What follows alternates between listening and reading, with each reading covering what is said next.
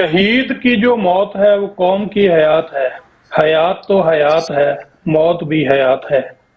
जून महीने की 27 तरीक है जी और बरा 2025 दिन शुक्रवार। मैं आप जी का होस्ट मनवीर सिंह प्रोग्राम दिल दीयां गल्लां लैके दिल की गहराई तो आप जी नूं जी आया आखदा होया इस शो दे विच आप जी नूं फतेह अर्ज करदा जी। वाहिगुरू जी का खालसा, वाहिगुरू जी की फतेह। ਅੱਜ ਦਾ ਇਹ ਪ੍ਰੋਗਰਾਮ ਅਸੀਂ ਲੈ ਕੇ ਤੁਹਾਡੀ ਸੇਵਾ ਦੇ ਵਿੱਚ ਹਾਜ਼ਰ ਹਾਂ। ਖਾਲਿਸਤਾਨ ਦੇ ਸਮੇਂ ਮੁਤਾਬਕ 9:30 ਜਿਹੜੇ ਉਹ ਰਾਤ ਦੇ ਵੱਜੇ ਨੇ ਔਰ ਨਿਊਯਾਰਕ ਦੇ ਸਮੇਂ ਮੁਤਾਬਕ 12 ਵਜੇ ਦਾ ਸਮਾਂ ਜਿਹੜਾ ਸਟੂਡੀਓ ਦੀਆਂ ਘੜੀਆਂ ਮੁਤਾਬਕ ਹੋਇਆ। ਔਰ ਵਾਅਦੇ ਦੇ ਮੁਤਾਬਕ ਅੱਜ ਫੇਰ TV 84 ਦੇ ਮੰਚ ਤੋਂ ਇਹ ਪ੍ਰੋਗਰਾਮ ਲੈ ਕੇ ਆਪ ਦੀ ਸੇਵਾ ਦੇ ਵਿੱਚ ਹਾਜ਼ਰ ਹਾਂ ਜੀ। ਔਰ ਅੱਜ ਖਾਸ ਗੱਲਬਾਤ ਅਸੀਂ ਕਰਨ ਜਾ ਰਹੇ ਹਾਂ ਇੱਕ ਐਸੀ ਸ਼ਖਸੀਅਤ ਦੇ ਨਾਲ ਜਿਨ੍ਹਾਂ ਨੇ ਇਸ ਲਹਿਰ ਨੂੰ ਤੁਰਦੀ ਰੱਖਣ ਲਈ ਆਪਣਾ ਇੱਕ ਅਹਿਮ ਯੋਗਦਾਨ ਪਾਇਆ। ਸੋ ਜਿਹੜਾ ਅੱਜ ਦਾ ਸਾਡਾ ਵਿਸ਼ਾ ਪ੍ਰੋਗਰਾਮ ਦਾ, ਜਿਹੜੇ ਵਿਸ਼ੇ ਨੂੰ ਅਸੀਂ ਛੋੜਾਂ ਉਹ ਹੈ ਜੀ ਸ਼ਹੀਦ ਦੀਆਂ ਪੈੜਾਂ। ਕਿ ਇੱਕ ਸ਼ਹੀਦ ਦੇ ਜਾਣ ਤੋਂ ਬਾਅਦ ਉਹਦੇ ਪਰਿਵਾਰ ਦੇ ਉੱਤੇ ਕੀ ਬੀਤਦੀ ਆ ਤੇ ਕੀ ਸ਼ਹੀਦ ਦੀ ਸ਼ੁਰੂ ਕੀਤੀ ਹੋਈ ਮੂਵਮੈਂਟ ਜਿਹੜੀ ਆ ਉਹ ਸ਼ਹਾਦਤ ਦੇ ਨਾਲ ਰੁਕ ਜਾਂਦੀ ਆ ਜਾਂ ਉਸ ਦੀਆਂ ਪੈੜਾਂ ਤੇ ਚੱਲਣ ਵਾਲੇ ਕੋਈ ਨਾ ਕੋਈ ਸਿਪਾਹ ਸਲਾਰ ਬਣ ਕੇ ਇਸ ਆਜ਼ਾਦੀ ਦੇ ਰਾਹ ਨੂੰ ਇੱਕ ਜਿਹੜੀ ਆ ਮਿਸਾਲ ਜਿਹੜੀ ਆ ਲੈ ਕੇ ਚੱਲਣਾ ਹੁੰਦਾ ਉਹ ਲੈ ਕੇ ਤੁਰ ਪੈਂਦੇ ਨੇ। ਸੋ ਅੱਜ ਅਸੀਂ ਗੱਲਬਾਤ ਕਰਾਂਗੇ। ਸ਼ਹੀਦੀ ਦਿਹਾੜਾ ਲੰਘ ਕੇ ਗਿਆ ਜੀ। ਸ਼ਹੀਦ ਮੇਜਰ ਬਲਦੇਵ ਸਿੰਘ ਘੁੰਮਣ ਹੋਣਾ ਦਾ ਬੀਤੀ 23 ਤਰੀਕ ਨੂੰ ਜਦੋਂ ਬਲੈਕ ਕੈਟਸ ਵੱਲੋਂ ਉਹਨਾਂ ਨੂੰ ਉਹਨਾਂ ਦੇ ਗ੍ਰਹਿ ਵਿਖੇ ਜਿਹੜੀ ਆ ਉਹ ਸ਼ਹੀਦ ਕਰ ਦਿੱਤਾ ਗਿਆ ਸੀ ਉਹਨਾਂ ਦੇ ਕੰਮਾਂ ਦੇ ਚੱਲਦਿਆਂ। ਸ਼ਹੀਦ ਮੇਜਰ ਬਲਦੇਵ ਸਿੰਘ ਘੁੰਮਣ ਹੋਣਾ ਦੀਆਂ ਜੇ ਅਸੀਂ ਉਹਨਾਂ ਦੀ ਮੂਵਮੈਂਟ ਦੇ ਵਿੱਚ ਇੱਕ ਲੰਮਾ ਸਮਾਂ ਉਹਨਾਂ ਨੇ ਜਿਹੜਾ ਹਥਿਆਰਬੰਦ ਸੰਘਰਸ਼ ਦੇ ਨਾਲ ਵੀ ਯੋਗਦਾਨ ਪਾਇਆ, ਉਹਦੇ ਨਾਲ ਉਸ ਤੋਂ ਬਾਅਦ ਹਿਊਮਨ ਰਾਈਟਸ ਤੇ ਉਸ ਤੋਂ ਬਾਅਦ ਪੋਲਿਟਿਕਸ ਦੇ ਵਿੱਚ ਵੀ ਉਹਨਾਂ ਨੇ ਇਹ ਸੇਵਾ ਜਿਹੜੀ ਆ ਸਮੇਂ ਦੇ ਉੱਤੇ ਕੀਤੀ ਆ। ਸੋ ਇਹਨਾਂ ਸਾਰੀਆਂ ਗੱਲਾਂ ਬਾਰੇ ਅਸੀਂ ਪੁੱਛਾਂਗੇ, ਉਹਨਾਂ ਦੇ ਜੀਵਨ ਬਾਰੇ ਵੀ, ਉਹਨਾਂ ਦੀਆਂ ਪ੍ਰਾਪਤੀਆਂ ਬਾਰੇ ਵੀ, ਤੇ ਹੁਣ ਉਹਨਾਂ ਦੀ ਜਿਹੜੀ ਇਹ ਮਿਸਾਲ ਆ ਉਹਨੂੰ ਲੈ ਕੇ ਤੁਰੇ ਨੇ ਭਾਜੀ ਸਰਦਾਰ ਬਲਜੀਤ ਸਿੰਘ ਜੀ ਘੁੰਮਣ, ਉਹਨਾਂ ਦੇ ਸਪੁੱਤਰ। ਸੋ ਉਹ ਸਾਡੇ ਨਾਲ ਜੁੜੇ ਨੇ, ਇੱਕ ਚੰਗੇ ਸਿੱਖ ਐਕਟਿਵਿਸਟ ਨੇ। ਬਹੁਤ ਸਾਰੀਆਂ ਇਹਨਾਂ ਨੇ ਮੂਵਮੈਂਟਸ ਵੀ ਜਿਹੜੀਆਂ ਆਪਣੇ ਤੌਰ ਤੇ ਵੀ ਮਸਟਰਡ ਫਲਾਵਰ ਮੂਵਮੈਂਟ ਆ ਉਹਨੂੰ ਵੀ ਲੀਡ ਕਰਦੇ ਨੇ। ਕੀ ਹੈ ਮਸਟਰਡ ਫਲਾਵਰ ਮੂਵਮੈਂਟ, ਕੀ ਉਹਦਾ ਯੋਗਦਾਨ ਹੈ। ਉਸ ਤੋਂ ਇਲਾਵਾ ਜਿਹੜਾ ਸਿੱਖ ਨੈਸ਼ਨ ਦੇ ਬੈਨਰ ਥੱਲੇ ਹਮੇਸ਼ਾ ਜਿਹੜਾ ਖੂਨਦਾਨ ਕੈਂਪ ਆ ਉਹ ਚੱਲਦਾ ਰਹਿੰਦਾ ਕੈਨੇਡਾ ਭਰ ਦੇ ਸ਼ਹਿਰਾਂ ਦੇ ਵਿੱਚ, ਉਹਦਾ ਵੀ ਇੱਕ ਅਹਿਮ ਹਿੱਸਾ ਨੇ। ਉਸ ਤੋਂ ਇਲਾਵਾ ਪੋਇਟਰੀ ਦਾ ਵੀ ਸ਼ੌਂਕ ਰੱਖਦੇ ਨੇ, ਨਾਵਲ ਵੀ ਇਹਨਾਂ ਨੇ ਲਿਖਿਆ। ਸੋ ਬਹੁਤ ਇੱਕ ਜਿਹੜੀ ਆ ਲੰਬੀ ਕਤਾਰ ਹੈ ਇਹਨਾਂ ਦੇ ਕੰਮਾਂ ਦੀ। ਸੋ ਆਪਾਂ ਇਹਨਾਂ ਨੂੰ ਅੱਜ ਪ੍ਰੋਗਰਾਮ ਦੇ ਵਿੱਚ ਜੀ ਆਇਆਂ ਕਹਿੰਦੇ ਹੋਏ ਫਤਿਹ ਅਰਜ ਕਰਦੇ ਹਾਂ ਜੀ। ਭਾਈ ਬਲਜੀਤ ਸਿੰਘ ਜੀ, ਵਾਹਿਗੁਰੂ ਜੀ ਕਾ ਖਾਲਸਾ, ਵਾਹਿਗੁਰੂ ਜੀ ਕੀ ਫਤਿਹ ਜੀ। ਵਾਹਿਗੁਰੂ ਜੀ ਕਾ ਖਾਲਸਾ, ਵਾਹਿਗੁਰੂ ਜੀ ਕੀ ਫਤਿਹ ਜੀ। ਤੁਹਾਡਾ ਬਹੁਤ-ਬਹੁਤ ਸਵਾਗਤ ਵੀ ਹੈ ਪ੍ਰੋਗਰਾਮ ਦੇ ਵਿੱਚ ਔਰ ਸਮਾਂ ਤੁਸੀਂ ਸਾਡੇ ਲਈ ਕੱਢਿਆ ਉਹਦੇ ਲਈ ਬਹੁਤ-ਬਹੁਤ ਧੰਨਵਾਦ ਵੀ ਹੈ। ਸੋ ਸਭ ਤੋਂ ਪਹਿਲਾਂ ਤਾਂ ਅਸੀਂ ਗੱਲ ਕਰਾਂਗੇ ਜੀ ਸ਼ਹੀਦ ਮੇਜਰ ਬਲਦੇਵ ਸਿੰਘ ਘੁੰਮਣ ਹੋਣਾ ਦੀ, ਜਿਹੜਾ ਉਹਨਾਂ ਦਾ ਜਿਹੜਾ ਜੀਵਨ ਦਾ ਸਫ਼ਰ ਹੈ ਉਹਦੇ ਬਾਰੇ ਤੇ ਉਹਨਾਂ ਦੀ ਸ਼ਹਾਦਤ ਬਾਰੇ ਜੀ। ਉਹਨਾਂ ਦਾ ਜਿਵੇਂ ਤੁਸੀਂ ਹੁਣੇ ਮੈਂਸ਼ਨ ਵੀ ਕੀਤਾ ਕਿ ਉਹਨਾਂ ਦਾ ਜਿਹੜਾ ਇਸ ਸਾਲ 35ਵਾਂ ਜਿਹੜਾ ਸ਼ਹੀਦੀ ਦਿਨ ਹੈ ਉਹ 23 ਜੂਨ ਲੰਘ ਕੇ ਗਿਆ ਹੈ ਔਰ ਉਹਨਾਂ ਦੀ ਸ਼ਹਾਦਤ 23 ਜੂਨ 1990 ਨੂੰ ਹੁੰਦੀ ਹੈ। ਔਰ ਉਹਨਾਂ ਦਾ ਕਾਫੀ ਇੱਕ ਵੱਡਾ ਯੋਗਦਾਨ ਹੈ ਪਿਤਾ ਜੀ ਦਾ, ਜੋ ਉਸ ਟਾਈਮ ਸਿੱਖ ਸੰਘਰਸ਼ ਜਿਹੜਾ 1980s ਔਰ ਉਸ ਤੋਂ ਬਾਅਦ 1990s ਦੇ ਵਿੱਚ ਹੋਇਆ ਹੈ। ਸੋ ਉਹਦੇ ਬਾਰੇ ਜਿੰਨਾ ਕੁ ਮੈਨੂੰ ਪਤਾ ਹੈ, ਜਿੰਨਾ ਕੁ ਉਸ ਟਾਈਮ ਮੈਂ ਵੇਖਿਆ ਉਹਦੇ ਬਾਰੇ ਮੈਂ ਜ਼ਰੂਰ ਗੱਲਬਾਤ ਕਰਨਾ ਚਾਹਾਂਗਾ ਜੀ। ਸੋ ਤੁਸੀਂ ਸਾਨੂੰ ਦੱਸੋ ਜੀ ਕਿ ਕਿਵੇਂ ਉਹਨਾਂ ਦਾ ਜਿਹੜਾ ਫੌਜ ਵਾਲਾ ਜੀਵਨ ਉਹ ਤੇ ਉਸ ਤੋਂ ਬਾਅਦ ਕਿਵੇਂ ਉਹਨਾਂ ਦਾ ਆਣਾ ਜਿਹੜਾ ਸੰਘਰਸ਼ ਦੇ ਵਿੱਚ ਹੋਇਆ। ਬਿਲਕੁਲ ਜੀ, ਇਹਨਾਂ ਦਾ ਜਿਹੜਾ ਜਨਮ ਹੈ ਜੀ 1937 ਜੁਲਾਈ 10 ਨੂੰ ਸਿਆਲਕੋਟ 'ਚ ਹੁੰਦਾ ਹੈ ਔਰ ਉਸ ਤੋਂ ਬਾਅਦ ਜਿਵੇਂ ਕਿ ਹਜ਼ਾਰਾਂ ਲੱਖਾਂ ਪੰਜਾਬੀ ਜਿਹੜੇ ਨੇ ਉਹ ਇਹਨਾਂ ਦੇ ਵਿੱਚ ਸਿੱਖ ਹਿੰਦੂ ਪਾਕਿਸਤਾਨ ਤੋਂ ਉੱਜੜ ਕੇ ਤੇ ਜਿਹੜਾ ਭਾਰਤ ਬਣਦਾ ਹੈ, ਜਿਹੜਾ ਮੌਜੂਦਾ ਭਾਰਤ ਹੈ, ਡਿਵੀਜ਼ਨ ਹੁੰਦੀ ਹੈ ਪੰਜਾਬ ਦੀ, ਉਸ ਤੋਂ ਅਫੈਕਟਡ ਹੁੰਦੇ ਨੇ। ਉਹ ਸਾਰਾ ਪਰਿਵਾਰ ਪਾਕਿਸਤਾਨ ਤੋਂ ਉੱਠ ਕੇ ਤੇ ਪੰਜਾਬ ਇੱਧਰਲੇ ਜਿਹੜਾ ਈਸਟਰਨ ਪੰਜਾਬ ਹੈ ਉਹਦੇ ਵਿੱਚ ਆਉਂਦਾ ਹੈ। ਸੋ ਜਿਹੜੀ ਉਹਨਾਂ ਨੇ ਪੜ੍ਹਾਈ ਹੈ ਉਹ ਕਾਦੀਆਂ ਜਿਹੜਾ ਉੱਥੇ ਸਿੱਖ ਨੈਸ਼ਨਲ ਕਾਲਜ ਹੈ ਉਹਦੇ ਵਿੱਚ ਉਹਨਾਂ ਨੇ ਕੰਪਲੀਟ ਕੀਤੀ ਹੈ, ਇਹ ਜਿਹੜਾ ਗੁਰਦਾਸਪੁਰ ਬਟਾਲੇ ਦੇ ਲਾਗੇ। ਔਰ ਉਸ ਤੋਂ ਬਾਅਦ 1961-62 ਦੇ ਵਿੱਚ ਇਹਨਾਂ ਦੀ ਭਾਰਤੀ ਫੌਜ ਦੇ ਵਿੱਚ ਜਿਹੜੀ ਕਮਿਸ਼ਨ ਬਤੌਰ ਆਫੀਸਰ ਹੁੰਦੀ ਹੈ, ਲੈਫਟੀਨੈਂਟ ਭਰਤੀ ਹੁੰਦੇ ਨੇ। ਔਰ 3 ਲੜਾਈਆਂ, ਇੱਕ ਚੀਨ ਦੇ ਨਾਲ, 2 ਪਾਕਿਸਤਾਨ ਦੇ ਨਾਲ ਜਿਹੜੀਆਂ ਲੜਾਈਆਂ ਨੇ ਉਹਦੇ ਵਿੱਚ ਇਹਨਾਂ ਦਾ ਪੂਰਾ ਯੋਗਦਾਨ ਸੀਗਾ। ਔਰ ਤਕਰੀਬਨ ਉਹਨਾਂ ਨੇ 20 ਸਾਲ ਜਿਹੜੀ ਹੈ ਫੌਜ ਦੇ ਵਿੱਚ ਨੌਕਰੀ ਕੀਤੀ ਹੈ, ਸੋ ਅਬਾਊਟ 62-63 ਕੇ 1983 ਤੱਕ। ਔਰ ਜਦੋਂ ਲੇਟ 70s ਔਰ ਅਰਲੀ 80s ਜਿਹੜੇ ਨੇ ਉਹਦੇ ਵਿੱਚ ਇੰਡੀਅਨ ਆਰਮੀ ਫੌਜ ਦੇ ਵਿੱਚ ਜਿਹੜੇ ਸਿੱਖ ਆਫੀਸਰ ਸੀ ਉਹਨਾਂ ਨੂੰ ਕਾਫੀ ਪਰੇਸ਼ਾਨੀ ਆਉਣੀ ਸ਼ੁਰੂ ਹੋ ਗਈ ਸੀਗੀ। ਔਰ ਮੇਰੇ ਫਾਦਰ ਸਾਹਿਬ ਆਪਣੀ ਇਹਨਾਂ ਦੀ ਜਾਟ ਰੈਜੀਮੈਂਟ ਸੀ ਔਰ ਉਹਦੇ ਵਿੱਚ ਇਹ ਇਕੱਲੇ ਆਫੀਸਰ ਸੀਗੇ। ਇੱਕ ਪੁਆਇੰਟ ਦੇ ਉੱਤੇ ਵੱਧ ਤੋਂ ਵੱਧ ਜਿੰਨਾ ਕੁ ਮੈਨੂੰ ਯਾਦ ਹੈ ਇੱਕ ਪੁਆਇੰਟ ਤੇ 2 ਸਿੱਖ ਆਫੀਸਰ ਵੀ ਸਨ। ਉਹਦੇ ਵਿੱਚ ਕਾਫੀ ਜਿਹੜੀਆਂ ਉਸ ਸਮੇਂ ਜਿਹੜੀਆਂ ਗੱਲਬਾਤ, ਜਿਹੜੀ ਸਿੱਖ ਵਿਰੋਧੀ ਗੱਲਬਾਤ, ਭਾਵੇਂ ਕੋਈ ਮੀਡੀਆ 'ਚ ਹੋਵੇ ਜਾਂ ਅੰਦਰੂਨੀ ਜਿਹੜੀ ਕੋਈ ਡਿਸਕਸ਼ਨਸ ਹੁੰਦੀਆਂ ਨੇ ਉਹਦੇ ਵਿੱਚ ਹੋਣ ਲੱਗ ਗਈਆਂ ਸੀਗੀਆਂ। ਸੋ 83 ਦੇ ਵਿੱਚ ਇਹਨਾਂ ਦਾ ਜਨਰਲ RS ਦਿਆਲ, ਜਿਹੜਾ ਕਿ ਇਹਨਾਂ ਦਾ ਜਨਰਲ ਸੀ, ਅਸਾਮ ਤੇਜਪੁਰ ਦੇ ਵਿੱਚ ਪੋਸਟਡ ਸੀਗੇ ਉਸ ਵੇਲੇ, ਉਹਨਾਂ ਦੇ ਨਾਲ ਇੱਕ ਆਰਮੀ ਪਾਰਟੀ ਦੇ ਵਿੱਚ ਥੋੜਾ ਜਿਹੀ ਜਿਹੜੀ ਬਹਿਸ ਹੁੰਦੀ ਹੈ ਜਿਹਦੇ ਵਿੱਚ ਕਿ ਉਹ ਸਿੱਖਾਂ ਦੇ ਖਿਲਾਫ ਜਿਹੜੀ ਕੋਈ ਗੱਲਬਾਤ ਕਰ ਰਿਹਾ ਹੈ। ਔਰ ਇਹ ਉਹੀ ਜਨਰਲ RS ਦਿਆਲ ਹੈ ਔਰ ਫਿਰ ਜਨਰਲ ਬਰਾੜ, ਜਿਨ੍ਹਾਂ ਨੇ ਬਾਅਦ ਦੇ ਵਿੱਚ ਜੂਨ 1984 ਦੇ ਵਿੱਚ ਦਰਬਾਰ ਸਾਹਿਬ ਦੇ ਉੱਤੇ ਫੌਜ ਚਾੜੀ। ਔਰ ਉਸ ਵਕਤ ਮੇਰੇ ਪਿਤਾ ਜੀ ਨੇ 1983 ਦੇ ਵਿੱਚ ਰਿਜ਼ਾਈਨ ਕਰ ਦਿੱਤਾ। ਉਹਨਾਂ ਨੂੰ ਇਹ ਮਹਿਸੂਸ ਹੋਇਆ ਕਿ ਮੈਂ ਭਾਰਤੀ ਫੌਜ ਦੀ ਜਿਹੜੀ ਨੌਕਰੀ ਹੈ ਹੋਰ ਨਹੀਂ ਕਰ ਸਕਦਾ। ਔਰ RS ਦਿਆਲ ਦੇ ਨਾਲ ਜੋ ਬਹਿਸ ਹੁੰਦੀ ਹੈ ਇਹਨਾਂ ਦੀ ਅਸਾਮ ਦੇ ਵਿੱਚ ਤੇਜਪੁਰ ਦੇ ਵਿੱਚ, ਉਸ ਤੋਂ ਬਾਅਦ ਇਹ ਰਿਜ਼ਾਈਨ ਕਰਕੇ 1983 ਦੇ ਵਿੱਚ ਘਰ ਆ ਜਾਂਦੇ ਨੇ। ਸੋ ਤੇ ਜਦੋਂ ਘਰ ਪਹੁੰਚਦੇ ਨੇ ਉਦੋਂ ਮੇਰੇ ਮਾਤਾ ਜੀ ਨੂੰ ਜਾਂ ਸਾਨੂੰ ਇਹ ਨਹੀਂ ਸੀ ਪਤਾ ਕਿ ਉਹ ਫੌਜ ਛੱਡ ਆਏ ਨੇ। ਪਰ ਕਾਫੀ ਬਾਅਦ ਜਦੋਂ ਉਹਨਾਂ ਨੂੰ ਪੁੱਛਿਆ ਗਿਆ ਵੀ ਤੁਹਾਡੀ ਛੁੱਟੀ ਕਦੋਂ ਖਤਮ ਹੁੰਦੀ ਹੈ, ਵਾਪਸ ਕਦੋਂ ਜਾਣਾ ਹੈ, ਤੇ ਉਹਨਾਂ ਨੇ ਦੱਸਿਆ ਕਿ ਮੈਂ ਹੁਣ ਵਾਪਸ ਨਹੀਂ ਜਾਣਾ, ਮੈਂ ਫੌਜ ਦੀ ਨੌਕਰੀ ਛੱਡ ਆਇਆ। ਔਰ ਉਸ ਤੋਂ ਬਾਅਦ ਜਿਹੜਾ ਉਹਨਾਂ ਦਾ ਸੋਸ਼ਲ ਵਰਕ ਸ਼ੁਰੂ ਹੁੰਦਾ ਹੈ, ਕਿਉਂਕਿ ਬੜੇ ਉਹ ਐਕਟਿਵ ਸੀਗੇ, ਬੜੇ ਧੜੱਲੇਦਾਰ ਸੀਗੇ, ਉਹਨਾਂ ਦੀ ਪਰਸਨੈਲਿਟੀ ਇਹੋ ਜਿਹੀ ਸੀਗੀ ਕਿ ਉਹ ਮਤਲਬ ਕਿ ਇੱਕ ਜਗ੍ਹਾ ਜਿਵੇਂ ਆਪਾਂ ਕਹਿ ਲੈਂਦੇ ਵੀ ਟਿਕ ਕੇ ਨਹੀਂ ਬਹਿ ਸਕਦੇ ਸੀ, ਹਮੇਸ਼ਾ ਕੁਛ ਨਾ ਕੁਛ ਜਿਹੜਾ ਉਹਦਾ ਕਰਦੇ ਰਹਿੰਦੇ ਸੀ।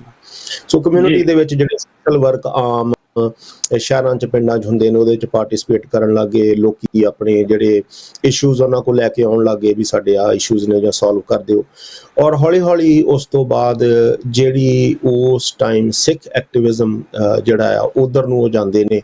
ਔਰ ਉਸ ਟਾਈਮ ਤੱਕ 83 ਦੀ ਜੂਨ ਜੁਲਾਈ 'ਚ ਇਹ ਘਰ ਆਉਂਦੇ ਨੇ ਨੌਕਰੀ ਛੱਡ ਕੇ, ਔਰ ਮੁੜ ਕੇ ਜੂਨ 1984 ਹੋ ਜਾਂਦਾ ਹੈ। ਔਰ ਉਸ ਤੋਂ ਬਾਅਦ ਉਹਨਾਂ ਦਾ ਜਿਹੜਾ ਝੁਕਾਅ ਉਹ ਸਿੱਖ ਸਿਆਸਤ, ਪੰਜਾਬ ਦੀ ਸਿਆਸਤ ਔਰ ਜੋ ਸਿੱਖਾਂ ਦੇ ਨਾਲ ਜੋ ਸਟੇਟ ਵੱਲੋਂ ਵਤੀਰਾ ਉਸ ਵੇਲੇ ਕੀਤਾ ਜਾ ਰਿਹਾ ਸੀ ਉਹਦੇ ਵੱਲ ਇਹਨਾਂ ਦਾ ਜਿਹੜਾ ਇੰਟਰਸਟ ਹੈ ਜ਼ਿਆਦਾ ਹੁੰਦਾ ਹੈ। ਔਰ ਫਿਰ ਉਹ ਜਿਹੜੀ ਸਿੱਖ ਉਹਦੇ ਵਿੱਚ ਉਹਨਾਂ ਦਾ ਜਿਹੜਾ ਆਉਣਾ ਜਾਣਾ ਸ਼ੁਰੂ ਹੁੰਦਾ ਹੈ। ਜਦੋਂ 1986 ਦੇ ਵਿੱਚ ਵੀ ਜਦੋਂ ਜੋ ਉਸ ਵੇਲੇ ਸਰਬੱਤ ਖਾਲਸਾ ਬੁਲਾਇਆ ਜਾਂਦਾ ਹੈ ਅੰਮ੍ਰਿਤਸਰ ਦੇ ਵਿੱਚ, ਸ਼੍ਰੀ ਅੰਮ੍ਰਿਤਸਰ ਦੇ ਵਿੱਚ, ਉੱਥੇ ਵੀ ਇਹ ਹਾਜ਼ਰ ਹੁੰਦੇ ਨੇ, ਉੱਥੇ ਵੀ ਇਹ ਪਹੁੰਚਦੇ ਨੇ। ਔਰ ਉਸ ਤੋਂ ਬਾਅਦ ਇਹ 84 ਤੋਂ ਬਾਅਦ ਲੈ ਕੇ 86 ਤੱਕ ਇਹ ਕਾਫੀ ਐਕਟਿਵ ਰਹਿੰਦੇ ਨੇ। ਜਿੰਨੀਆਂ ਵੀ ਮੀਟਿੰਗਸ ਹੁੰਦੀਆਂ ਨੇ, ਸਿੱਖ ਗਤੀਵਿਧੀਆਂ ਹੁੰਦੀਆਂ ਨੇ, ਪੋਲੀਟੀਕਲ ਸੋਸ਼ਲ, ਉਹਦੇ 'ਚ ਹਿੱਸਾ ਲੈ ਰਹੇ ਨੇ। ਉਸ ਟਾਈਮ ਮੇਰੀ ਉਮਰ ਕਾਫੀ ਛੋਟੀ ਸੀਗੀ, ਕੋਈ ਮੈਂ 10-11 ਸਾਲ ਦਾ। ਸੋ ਮੈਨੂੰ ਜਿੰਨਾ ਕੁ ਮੈਨੂੰ ਯਾਦ ਹੈ ਕਿ ਇਹਨਾਂ ਨੇ ਜਾਣਾ, ਮੀਟਿੰਗਸ ਕਰਨੀਆਂ, ਲੋਕਾਂ ਨੇ ਘਰੇ ਆਉਣਾ, ਮੀਟਿੰਗਸ ਹੋਣੀਆਂ। ਔਰ ਉਹਦੇ ਵਿੱਚ ਜਿਹੜੇ ਪੋਲੀਟੀਕਲ ਲੋਕ ਵੀ ਸਨ, ਇਲੈਕਸ਼ਨਸ ਹੁੰਦੀਆਂ ਨੇ, ਮੈਨੂੰ ਉਹ ਯਾਦ ਹੈ ਕਿ ਇਲੈਕਸ਼ਨਸ ਦੇ ਵਿੱਚ ਜਿਹੜੀ ਪਾਰਟਿਸਿਪੇਸ਼ਨ ਉਹ ਕਰਦੇ ਨੇ। ਔਰ ਉਹਦੇ ਵਿੱਚ ਮੈਨੂੰ ਕਾਫੀ ਯਾਦ ਹੈ ਕਿ ਜਿਹੜੇ ਕੈਂਡੀਡੇਟਸ ਉਹਨਾਂ ਨੇ ਘਰੇ ਆਉਣਾ, ਇਹਨਾਂ ਨੇ ਉਹਨਾਂ ਦੇ ਨਾਲ ਸਿੱਖ ਇਸ਼ੂਜ਼ ਤੇ ਗੱਲ ਕਰਨੀ ਕਿ ਕਿਵੇਂ ਪੰਜਾਬ ਦੀ ਬਿਹਤਰੀ ਲਈ ਔਰ ਸਿੱਖਾਂ ਦੀ ਬਿਹਤਰੀ ਲਈ ਕਿਵੇਂ ਕੰਮ ਕੀਤਾ ਜਾਵੇ। ਸੋ ਇਸ ਚੱਲਦੇ 1986 8 ਅਗਸਤ 1986 ਨੂੰ ਇਹਨਾਂ ਨੂੰ ਅਰੈਸਟ ਕਰ ਲਿੱਤਾ ਜਾਂਦਾ ਹੈ ਘਰੋਂ। CRP BSF ਪੰਜਾਬ ਪੁਲਿਸ ਉਹ ਛਾਪਾ ਮਾਰਦੀ ਹੈ ਔਰ ਇਹਨਾਂ ਨੂੰ ਅਰੈਸਟ ਕਰਕੇ, ਔਰ ਇਹਨਾਂ ਦੇ ਨਾਲ 2 ਜਣੇ ਹੋਰ ਹੁੰਦੇ ਨੇ, ਉਹਨਾਂ ਨੂੰ ਵੀ ਅਰੈਸਟ ਕਰਕੇ ਲੈ ਜਾਂਦੇ ਨੇ। ਇਹਨਾਂ ਦੇ ਉੱਤੇ ਕੇਸ ਇਹ ਪਾਇਆ ਜਾਂਦਾ ਹੈ ਕਿ ਤੁਸੀਂ ਜਿਹੜੇ ਸਿੱਖ ਖਾੜਕੂ ਉਹਨਾਂ ਨੂੰ ਤੁਸੀਂ ਪਨਾਹ ਦਿੰਦੇ ਹੋ। ਸੋ ਉਹ ਕੇਸ 2 ਸਾਲ ਚੱਲਦਾ ਹੈ, ਜੇਲ੍ਹ 'ਚ ਰਹਿੰਦੇ ਨੇ ਵੱਖਰੀਆਂ ਵੱਖਰੀਆਂ ਜੇਲ੍ਹਾਂ ਦੇ ਵਿੱਚ, ਜਲੰਧਰ, ਨਾਭਾ, ਸੰਗਰੂਰ, ਪਟਿਆਲਾ ਔਰ ਹੋ ਸਕਦਾ ਹੋਰ ਜੇਲ੍ਹਾਂ 'ਚ ਵੀ ਉਹਨਾਂ ਨੂੰ ਰੱਖਿਆ ਹੋਵੇ, ਪਰ ਮੈਨੂੰ ਉਹਨਾਂ ਦਾ ਪਤਾ ਨਹੀਂ। ਪਰ ਇਹ ਜਿਹੜੀਆਂ 4 ਜੇਲ੍ਹਾਂ ਦਾ ਮੈਨੂੰ ਪਤਾ ਹੈ, ਜਿਹੜਾ ਜਲੰਧਰ ਸਦਰ ਔਰ ਉਸ ਤੋਂ ਬਾਅਦ ਜਿਹੜੀ ਸੈਂਟਰਲ ਜੇਲ੍ਹ ਹੈ, ਔਰ ਫਿਰ ਸੰਗਰੂਰ, ਪਟਿਆਲਾ। ਔਰ ਪਟਿਆਲੇ ਤੋਂ ਇਹਨਾਂ ਦੀ ਜਿਹੜੀ ਰਿਹਾਈ ਹੁੰਦੀ ਹੈ ਸਮਰ ਦੇ ਵਿੱਚ, ਆਈ ਬਿਲੀਵ ਕਿ ਫਾਲ ਦੇ ਵਿੱਚ, ਜੋ ਅਕਤੂਬਰ ਨਵੰਬਰ ਦੇ ਵਿੱਚ ਅਪਰੋਕਸੀਮੇਟਲੀ 1988 ਦੇ ਵਿੱਚ। ਔਰ ਫਿਰ ਇਹਨਾਂ ਦਾ ਜਿਹੜਾ ਇੱਕ ਹਿਊਮਨ ਰਾਈਟਸ ਐਕਟਿਵਿਜ਼ਮ ਔਰ ਪੋਲੀਟੀਕਲ ਐਕਟਿਵਿਜ਼ਮ ਜਿਹੜਾ ਆ ਉਹਦੇ ਵਿੱਚ ਆਪਣਾ ਯੋਗਦਾਨ ਪਾਉਂਦੇ ਆ। ਔਰ ਬਾਬਾ ਠਾਕੁਰ ਸਿੰਘ ਜੋ ਕਿ ਦਮਦਮੀ ਟਕਸਾਲ ਚੌਂਕ ਮਹਿਤਾ, ਉਹਨਾਂ ਦੇ ਨਾਲ ਉਹਨਾਂ ਦੇ ਕਾਫੀ ਨਜ਼ਦੀਕ ਸਨ ਉਹਨਾਂ ਦੇ। ਔਰ ਉਸ ਤੋਂ ਬਾਅਦ ਸਰਦਾਰ ਸਿਮਰਨਜੀਤ ਸਿੰਘ ਮਾਨ, ਉਹਨਾਂ ਦਾ ਜੋ ਅਕਾਲੀ ਦਲ ਉਸ ਵਕਤ ਸੀਗਾ, ਉਹਦੇ ਵਿੱਚ ਇਹਨਾਂ ਦਾ ਯੋਗਦਾਨ ਰਿਹਾ ਹੈ। ਔਰ ਪੰਜਾਬ ਸਟੇਟ ਵਰਕਿੰਗ ਕਮੇਟੀ ਦੇ ਐਗਜ਼ੈਕਟਿਵ ਮੈਂਬਰ ਸੀਗੇ। ਔਰ 23 ਜੂਨ 1990 ਨੂੰ ਇਹਨਾਂ ਨੂੰ ਜਲੰਧਰ ਦੇ ਵਿੱਚ, ਜਿੱਥੇ ਕਿਰਾਏ ਤੇ ਘਰ ਲੈ ਕੇ ਰਹਿ ਰਹੇ ਹੁੰਦੇ ਨੇ, ਉੱਥੇ ਜੋ ਕੈਟ ਫਿਨੋਮੀਨਾ ਸੀ, ਕੈਟਸ ਦੇ ਥਰੂ ਇਹਨਾਂ ਨੂੰ ਸ਼ਹੀਦ ਕਰਵਾਇਆ ਗਿਆ।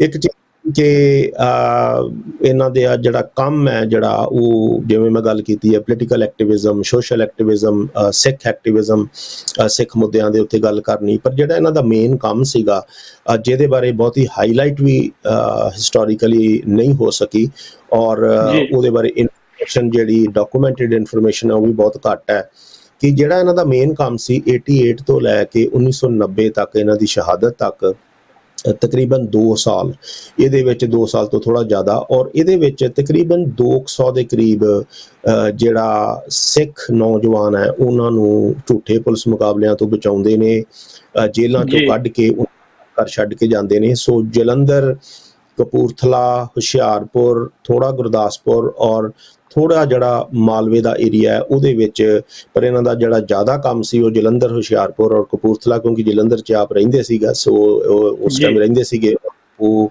ਉੱਥੇ ਆਪ ਰਹਿੰਦੇ ਹੋਣ ਕਰਕੇ ਇਹਨਾਂ ਦਾ ਕੰਮ ਜ਼ਿਆਦਾ ਉਸ ਏਰੀਏ 'ਚ ਸੀਗਾ। ਸੋ ਤਕਰੀਬਨ 200 ਦੇ ਕਰੀਬ ਸਿੱਖ ਨੌਜਵਾਨ ਹੈ, ਉਹਨਾਂ ਨੂੰ ਝੂਠੇ ਪੁਲਿਸ ਮੁਕਾਬਲਿਆਂ ਦੇ ਵਿੱਚ ਸ਼ਹੀਦ ਹੋਣ ਤੋਂ ਬਚਾਇਆ। ਫੋਲੋ ਅਪਸ ਕਰਨੀਆਂ, ਥਾਣਿਆਂ ਦਾ ਘਿਰਾਓ ਕਰਨਾ, ਔਰ ਉਹਨਾਂ ਬੱਚਿਆਂ ਨੂੰ, ਨੌਜਵਾਨਾਂ ਨੂੰ ਲੈ ਕੇ ਆਪ ਘਰੇ ਛੱਡ ਕੇ ਆਉਣਾ, ਕਿਉਂਕਿ ਉਸ ਟਾਈਮ ਇੱਕ ਟ੍ਰੈਂਡ ਜਿਹਾ ਬਣ ਚੁੱਕਾ ਸੀ ਪੁਲਿਸ ਦੇ ਵਿੱਚ ਕਿ ਜੇਲ੍ਹ ਤੋਂ ਛੱਡਦੇ ਸੀ ਤੇ ਦੁਬਾਰਾ ਫਿਰ ਅਰੈਸਟ ਕਰ ਲੈਂਦੇ ਸੀਗੇ ਤੇ ਝੂਠਾ ਕੇਸ ਪਾ ਕੇ ਫਿਰ ਦੇਣਾ। ਸੋ ਇਹਨਾਂ ਨੇ ਮੇਕ ਸ਼ੋਰ ਕਰਨਾ ਕਿ ਮੈਂ ਜਿਨ੍ਹਾਂ ਬੱਚਿਆਂ ਨੂੰ ਛੁਡਾ ਰਿਹਾ ਮੈਂ ਉਹਨਾਂ ਦੇ ਘਰੇ ਛੱਡ ਕੇ ਆਵਾਂ, ਮੇਕ ਸ਼ੋਰ ਕਰਾਂ ਕਿ ਉਹ ਆਪਣੇ ਘਰਾਂ ਦੇ ਵਿੱਚ ਆਪਣੇ ਮਾਂ-ਬਾਪ ਕੋਲ ਚਲੇ ਗਏ ਨੇ।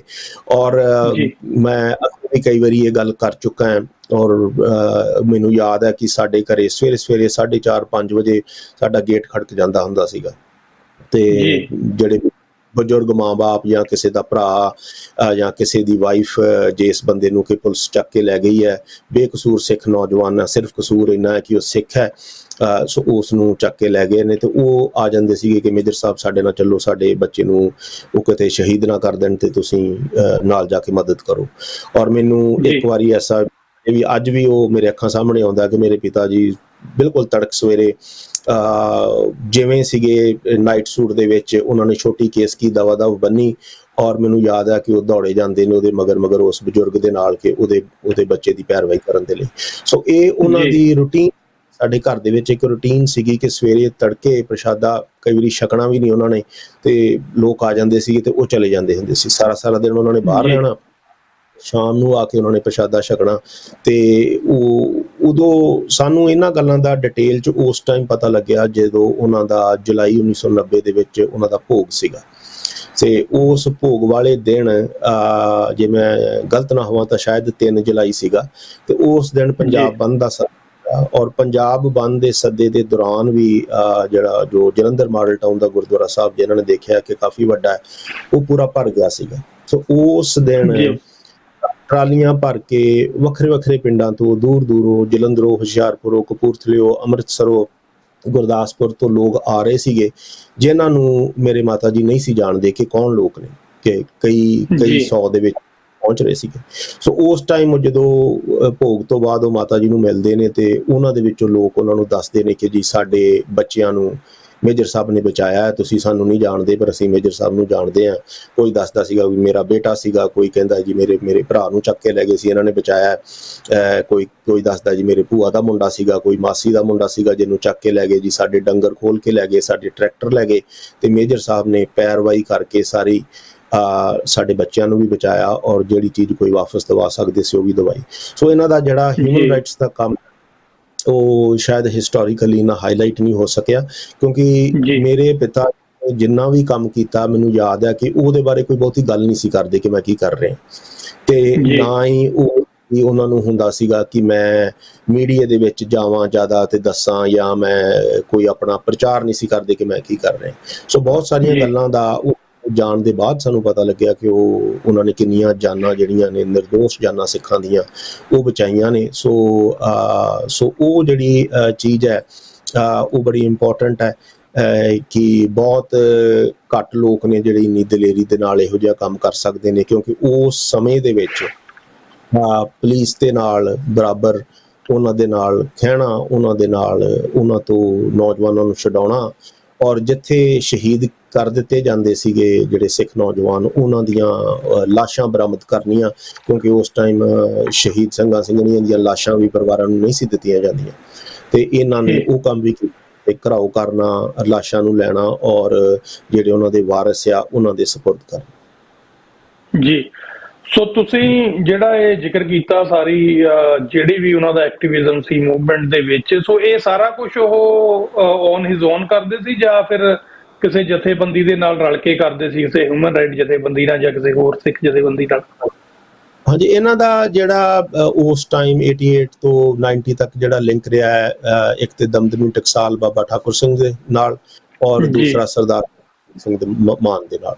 ਸੋ ਜਿਵੇਂ ਮੈਂ ਗੱਲ ਕੀਤੀ ਅਕਾਲੀ ਦਲ ਮਾਨ ਦੇ ਜਿਹੜੀ ਸਟੇਟ ਵਰਕਿੰਗ ਕਮੇਟੀ ਆ ਉਹਦੇ ਇਹ ਐਗਜ਼ੈਕਟਿਵ ਮੈਂਬਰਸ, ਔਰ ਇਹਨਾਂ ਦਾ ਬੜਾ ਕੰਮ ਰਿਹਾ ਹੈ ਜਦੋਂ ਕਿ ਮਾਨ ਸਾਹਿਬ ਦੇ ਸਾਰੇ ਮੈਂਬਰ ਇਲੈਕਸ਼ਨ ਜਿੱਤ ਜਾਂਦੇ ਨੇ, ਤੇ ਉਹਨਾਂ ਦੇ ਜਿਹੜੇ ਬੈਕਗਰਾਊਂਡ ਦਾ ਕੰਮ ਕਰਦੇ ਨੇ ਜਲੰਧਰ ਹੁਸ਼ਿਆਰਪੁਰ ਦੇ ਏਰੀਏ 'ਚ ਖਾਸ ਕਰਕੇ, ਉਹ ਦੋ ਜਣੇ ਸੀਗੇ, ਇੱਕ ਮੇਰੇ ਪਿਤਾ ਜੀ ਔਰ ਇੱਕ ਸਰਦਾਰ ਉਸ ਮਾਸਟਰ ਅਮਰੀਕ ਸਿੰਘ ਜੀ।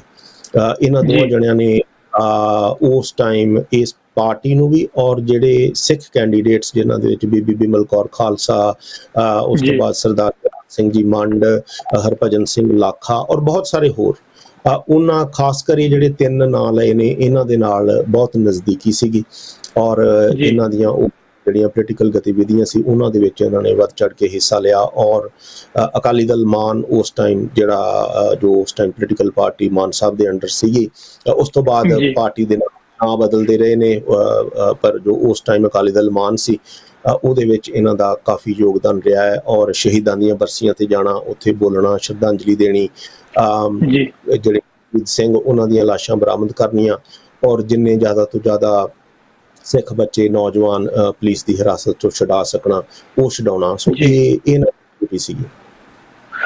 ਤੇ ਜਦੋਂ ਉਹਨਾਂ ਦੀ ਸ਼ਹਾਦਤ ਤੱਕ ਦਾ ਸਫ਼ਰ ਜਿਹੜਾ ਉਹ ਆਪਾਂ ਕੀਤਾ, ਹੁਣ ਉਹਨਾਂ ਦੀ ਸ਼ਹਾਦਤ ਤੋਂ ਪਹਿਲਾਂ ਜਿਵੇਂ ਉਹਨਾਂ ਦਾ ਤੁਸੀਂ ਦੱਸਿਆ ਕਿ ਕਿਸ ਪੱਧਰ ਦਾ ਐਕਟਿਵਿਜ਼ਮ ਸੀ, ਯਾਨੀ ਕਿ ਕਿੰਨੇ ਬੱਚਿਆਂ ਨੂੰ ਉਹਨਾਂ ਨੇ ਮੌਤ ਦੇ ਮੂੰਹ ਦੇ ਵਿੱਚੋਂ ਕੱਢਿਆ, ਸੋ ਇਸ ਸਾਰੇ ਅਰਸੇ ਦੇ ਵਿੱਚ ਤੁਹਾਨੂੰ ਕਿੰਨੀਆਂ ਕੁ ਪਰੇਸ਼ਾਨੀਆਂ, ਕਿਸ ਤਰ੍ਹਾਂ ਦੀਆਂ ਪਰੇਸ਼ਾਨੀਆਂ ਜੋ ਗੁਜ਼ਰਨਾ ਪਿਆ? ਕਿਉਂਕਿ ਆਪਾਂ ਸਮਝ ਸਕਦੇ ਆ ਕਿ ਇੱਕ ਤਾਂ ਹੁੰਦੀ ਹੈ ਰਿਟਾਇਰਮੈਂਟ, ਤੁਸੀਂ ਪੈਨਸ਼ਨ ਤੇ ਆਈ ਹੁੰਦੇ ਹੋ, ਕਿ ਤੁਸੀਂ ਛੱਡ ਕੇ ਆਉਣਾ, ਉਹ ਵੀ ਇਨਕਮ ਬੰਦ ਹੋ ਗਈ। ਉਹਦੇ ਬਾਅਦ ਉਸ ਮਾਹੌਲ ਦੇ ਵਿੱਚ ਜਦੋਂ ਬੰਦੇ ਦੀ ਕੋਈ ਕੀਮਤ ਨਹੀਂ ਸੀ, ਜਿਹਨੂੰ ਮਰਜ਼ੀ ਚੱਕ ਕੇ ਉਹ ਮਾਰ ਕੇ ਜਿਹੜਾ ਸਿਸਟਮ ਆ ਉਹ ਕਿਸੇ ਵੀ ਨਦੀ ਨਾਲੇ 'ਚ ਰੋੜ ਦਿੰਦਾ ਸੀ, ਜਾਂ ਅਣਪਛਾਤੀ ਲਾਸ਼ ਬਣਾ ਕੇ ਜਿਹੜਾ ਉਹ ਸੰਸਕਾਰ ਕਰ ਦਿੰਦਾ ਸੀ। ਅਜਿਹੇ ਵਿੱਚ ਪਰਿਵਾਰ ਦਾ ਨਿਰਵਾਹ ਤੇ ਤੁਹਾਡੇ ਤੇ ਕੋਈ ਹੋਰ ਸਰਕਾਰੀ ਜ਼ੁਲਮ, ਉਹ ਵੀ ਮੈਂ ਥੋੜਾ ਜਿਹਾ ਜਾਣਨਾ ਚਾਹੁੰਦਾ ਤੁਹਾਡੇ ਤੋਂ ਕਿ ਕਿਸ ਤਰ੍ਹਾਂ ਦਾ ਮਾਹੌਲ ਸੀ ਉਸ ਵੇਲੇ? ਹਾਂਜੀ ਜੀ, ਦੇਖੋ ਮਾਹੌਲ ਉਸ ਟਾਈਮ ਜਿਹੜਾ ਸੀਗਾ ਉਹਦੇ ਵਿੱਚ ਬਹੁਤ ਲੋਕਾਂ ਨੇ ਦਿੱਕਤਾਂ ਸਹੀਆਂ ਨੇ, ਬਹੁਤ ਜ਼ਿਆਦਾ ਸਹੀਆਂ ਨੇ, ਔਰ ਉਹ ਸਾਡਾ ਅਸੀਂ 1987 ਦੇ ਵਿੱਚ ਅਸੀਂ ਆਪਣਾ ਘਰ ਛੱਡਿਆ, ਔਰ ਉਸ ਤੋਂ ਬਾਅਦ ਅਸੀਂ ਕਦੀ ਵਾਪਸ ਨਹੀਂ ਗਏ ਉੱਥੇ ਘਰ 'ਚ, ਔਰ ਉਹ ਮੁੜ ਕੇ ਘਰ ਢੱਠ ਗਿਆ ਸੀਗਾ, ਸਾਰਾ ਜਿਹੜਾ ਕਲੈਪਸ ਹੋ ਗਿਆ ਸੀਗਾ, ਇੱਥੋਂ ਤੱਕ ਕਿ ਕਿਸੇ ਹੱਦ ਤੱਕ ਜਿਹੜੀਆਂ ਕੰਧਾਂ ਦੀਆਂ ਇੱਟਾਂ ਵੀ ਜਿਹੜੀਆਂ ਉਹ ਲਾ ਕੇ ਲੋਕੀ ਗੱਡਿਆਂ ਤੇ ਲੱਦ ਕੇ ਲੈ ਗਏ ਸੀਗੇ। ਸੋ ਉਹ ਉਸ ਘਰ ਦਾ ਮਲਬਾ ਜਿਹੜਾ ਹੈ ਉਹ 95 ਦੇ ਵਿੱਚ ਮੈਂ ਜਾ ਕੇ ਚੁਕਵਾਉਣਾ। ਸੋ 87 ਦਾ ਘਰ 95 ਦੇ ਵਿੱਚ ਉਹ ਬਿਲਕੁਲ ਖੰਡਰ ਹੋ ਚੁੱਕਾ ਸੀਗਾ। ਉਹਦੇ ਵਿੱਚ ਤੁਸੀਂ ਅੰਦਰ ਜਾਣਾ ਵੀ ਸੇਫ ਨਹੀਂ ਸੀਗਾ, ਛੱਤਾਂ ਉਹਦੀਆਂ ਡਿੱਗ ਚੁੱਕੀਆਂ ਸੀਗੀਆਂ। ਸੋ ਅਸੀਂ 87 ਤੋਂ ਬਾਅਦ ਤੁਸੀਂ ਕਹਿ ਲਓ ਕਿ ਬੇਘਰ ਹੋ ਗਏ ਟੋਟਲੀ। ਔਰ ਉਸ ਤੋਂ ਬਾਅਦ ਪਿਤਾ ਜੀ ਜੇਲ੍ਹ ਦੇ ਵਿੱਚ ਸੀਗੇ, ਔਰ ਮਾਤਾ ਜੀ ਔਰ ਮੈਂ ਔਰ ਮੇਰੀ ਛੋਟੀ ਭੈਣ ਅਸੀਂ ਕਦੀ ਕਿਤੇ ਜਾ ਕੇ ਜਿਹੜਾ ਨਿਰਵਾਹ ਕਰਨਾ। ਔਰ ਉਹਦੇ ਵਿੱਚ ਕਿਤੇ ਸਾਡੇ ਜਿਹੜੇ ਰਿਸ਼ਤੇਦਾਰ ਉਹਨਾਂ ਨੇ ਅਸਿਸਟ ਕੀਤਾ।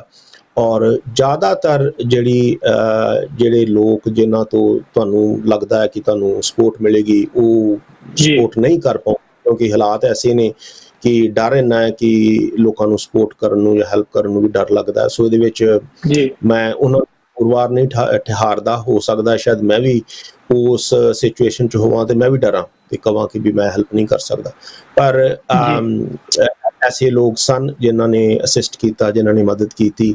ਔਰ ਫਿਰ ਜਿਹੜਾ ਸਫ਼ਰ ਹੈ 86 ਤੋਂ ਲੈ ਕੇ 90 ਤੱਕ ਦਾ, ਉਹ ਬੜਾ ਔਖਾ ਸੀਗਾ। ਉਹਦੇ ਵਿੱਚ ਖਾਸ ਕਰ ਮੇਰੀ ਜਿਹੜੀ ਹੈ, ਮੈਂ 2 ਸਾਲ ਸਕੂਲ ਨਹੀਂ ਜਾਂਦਾ, ਸੋ ਮੇਰੀ ਐਜੂਕੇਸ਼ਨ ਜਿਹੜੀ ਉਹ ਬੰਦ ਹੋ ਜਾਂਦੀ।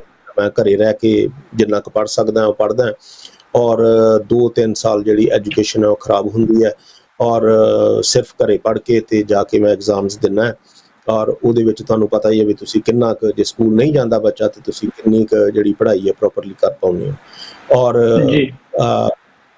ਹੋਰ ਆਪਣਾ ਘਰ ਛੱਡ ਕੇ ਹੋਰ ਜਗ੍ਹਾ ਤੇ ਕਿਤੇ ਰਹਿਣਾ ਇਹ ਸੌਖਾ ਨਹੀਂ ਹੈਗਾ, ਬੜਾ ਮੁਸ਼ਕਲ ਹੈ। ਕਿਉਂਕਿ ਜਿਹੜਾ ਉਹਦੇ ਥਰੂ ਜਾਂਦਾ ਹੈ ਉਹੀ ਉਸ ਚੀਜ਼ ਨੂੰ ਮਹਿਸੂਸ ਕਰ ਪਾਉਂਦਾ।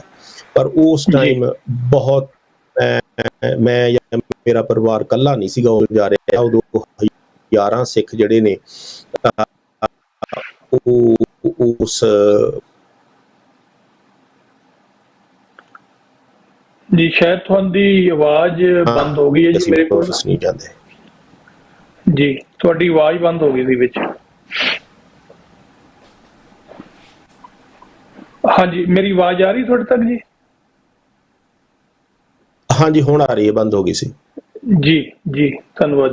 ਸੋ ਇੱਕ ਤੁਸੀਂ ਗੱਲ ਵੱਲ ਇਸ਼ਾਰਾ ਕੀਤਾ ਕਿ ਉਹਨਾਂ ਨੂੰ ਜਿਹੜੀ ਆ ਸ਼ਹਾਦਤ ਮਿਲੀ ਆ, ਉਹਨਾਂ ਦੇ ਜਿਹੜੀ ਗੋਲੀ ਮਾਰੀ ਗਈ ਆ ਉਹ ਬਲੈਕ ਕੈਟਸ ਵੱਲੋਂ ਮਾਰੀ ਗਈ ਆ।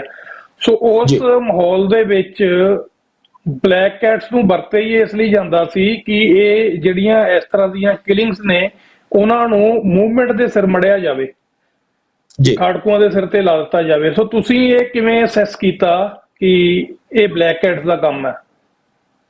ਹਾਂਜੀ, ਕਿਉਂਕਿ ਜਦੋਂ ਇਹ ਸਾਰਾ ਪਾਣਾ ਵਰਤਦਾ ਹੈ ਤੇ ਉਸ ਟਾਈਮ ਮੇਰੇ ਮਾਤਾ ਜੀ ਵੀ ਉੱਥੇ ਹੁੰਦੇ ਨੇ। ਸੋ ਮੇਰੇ ਪਿਤਾ ਜੀ ਨੂੰ ਜਦੋਂ 4 ਗੋਲੀਆਂ ਚੱਲਦੀਆਂ ਨੇ, 2 ਗੋਲੀਆਂ ਉਹਨਾਂ ਨੂੰ ਲੱਗਦੀਆਂ ਨੇ, 2 ਕੰਧ 'ਚ ਲੱਗਦੀਆਂ ਨੇ, ਇੱਕ ਮੋਢੇ 'ਚੋਂ ਵੱਜ ਕੇ ਨਿਕਲ ਜਾਂਦੀ ਹੈ, ਦੂਸਰੀ ਢਿੱਡ ਦੇ ਵਿੱਚ ਰਹਿ ਜਾਂਦੀ ਹੈ। ਸੋ ਉਸ ਟਾਈਮ ਮੇਰੇ ਮਾਤਾ ਜੀ ਨਾਲ ਹੀ ਖਲੋਤੇ ਸੀਗੇ ਥੋੜੀ ਦੂਰ ਤੇ।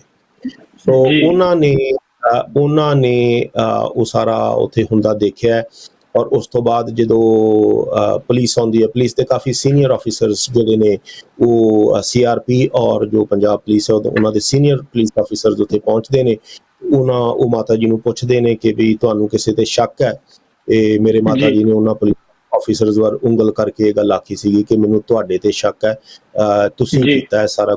ਔਰ ਉਸ ਚੀਜ਼ ਦੇ ਬਿਨਾਂ ਦੇ ਉੱਤੇ ਜਿਹੜੀ ਇਨਫੋਰਮੇਸ਼ਨ ਮੈਨੂੰ ਮੇਰੇ ਮਾਤਾ ਜੀ ਤੋਂ ਅੱਗੇ ਮਿਲੀ ਹੈ, ਉਹਦੇ ਤੋਂ ਸਾਨੂੰ ਇਹ ਕਲੀਅਰ ਹੁੰਦਾ ਕਿ ਜਿਹੜਾ ਕੰਮ ਹੈ ਉਹ ਪੁਲਿਸ ਨੇ ਔਰ ਕੈਟਸ ਦੇ ਥਰੂ ਕਰਵਾਇਆ। ਜੀ। ਸੋ ਤੁਸੀਂ ਫਿਰ ਇਹ ਸਾਰੇ ਸਫ਼ਰ ਤੋਂ ਬਾਅਦ, ਉਹਨਾਂ ਦੀ ਸ਼ਹਾਦਤ ਤੋਂ ਬਾਅਦ ਅੱਗੇ ਵਿਸ਼ਾ ਵੀ ਆਪਣਾ ਇਹੀ ਹੈ ਕਿ ਸ਼ਹੀਦ ਦੇ ਪੈਂਡੇ ਤੇ ਫਿਰ ਤੁਸੀਂ ਇਹ ਮਸ਼ਾਲ ਆ ਜਿਹੜੀ ਇਹ ਕਿਵੇਂ ਫੜਦੇ ਹੋ? ਤੁਸੀਂ ਕਿਵੇਂ ਇਸ ਸੀਨ ਦੇ ਵਿੱਚ ਆਉਂਦੇ ਹੋ? ਹਾਂਜੀ, ਦੇਖੋ ਉਹਨਾਂ ਦੀ ਸ਼ਹਾਦਤ ਦਾ ਜਿਹੜਾ ਅਸਰ ਹੈ ਮੇਰੀ ਲਾਈਫ ਤੇ ਜਾਂ ਮੇਰੀ ਲਾਈਫ ਦੀ ਡਾਇਰੈਕਸ਼ਨ ਤੇ ਉਹ ਬਹੁਤ ਹੈ। ਔਰ ਉਹਦੇ ਵਿੱਚੋਂ ਮੈਂ ਉਦੋਂ ਛੋਟਾ ਸੀਗਾ, 15 ਸਾਲ ਦਾ ਸੀਗਾ ਜਦੋਂ ਉਹਨਾਂ ਦੀ ਸ਼ਹਾਦਤ ਹੁੰਦੀ ਹੈ। ਸੋ ਓਬਵੀਅਸਲੀ ਮੈਂ ਸਕੂਲ ਸਿਸਟਮ ਐਜੂਕੇਸ਼ਨ ਕੰਪਲੀਟ ਕੀਤੀ। ਔਰ ਉਸ ਤੋਂ ਬਾਅਦ ਮੈਨੂੰ ਸ਼ੁਰੂ ਤੋਂ ਥੋੜਾ ਲਿਖਣ ਦਾ ਜ਼ਰੂਰ ਸ਼ੌਂਕ ਸੀਗਾ, ਮੈਂ ਲਿਖਦਾ ਹੁੰਦਾ ਸੀਗਾ।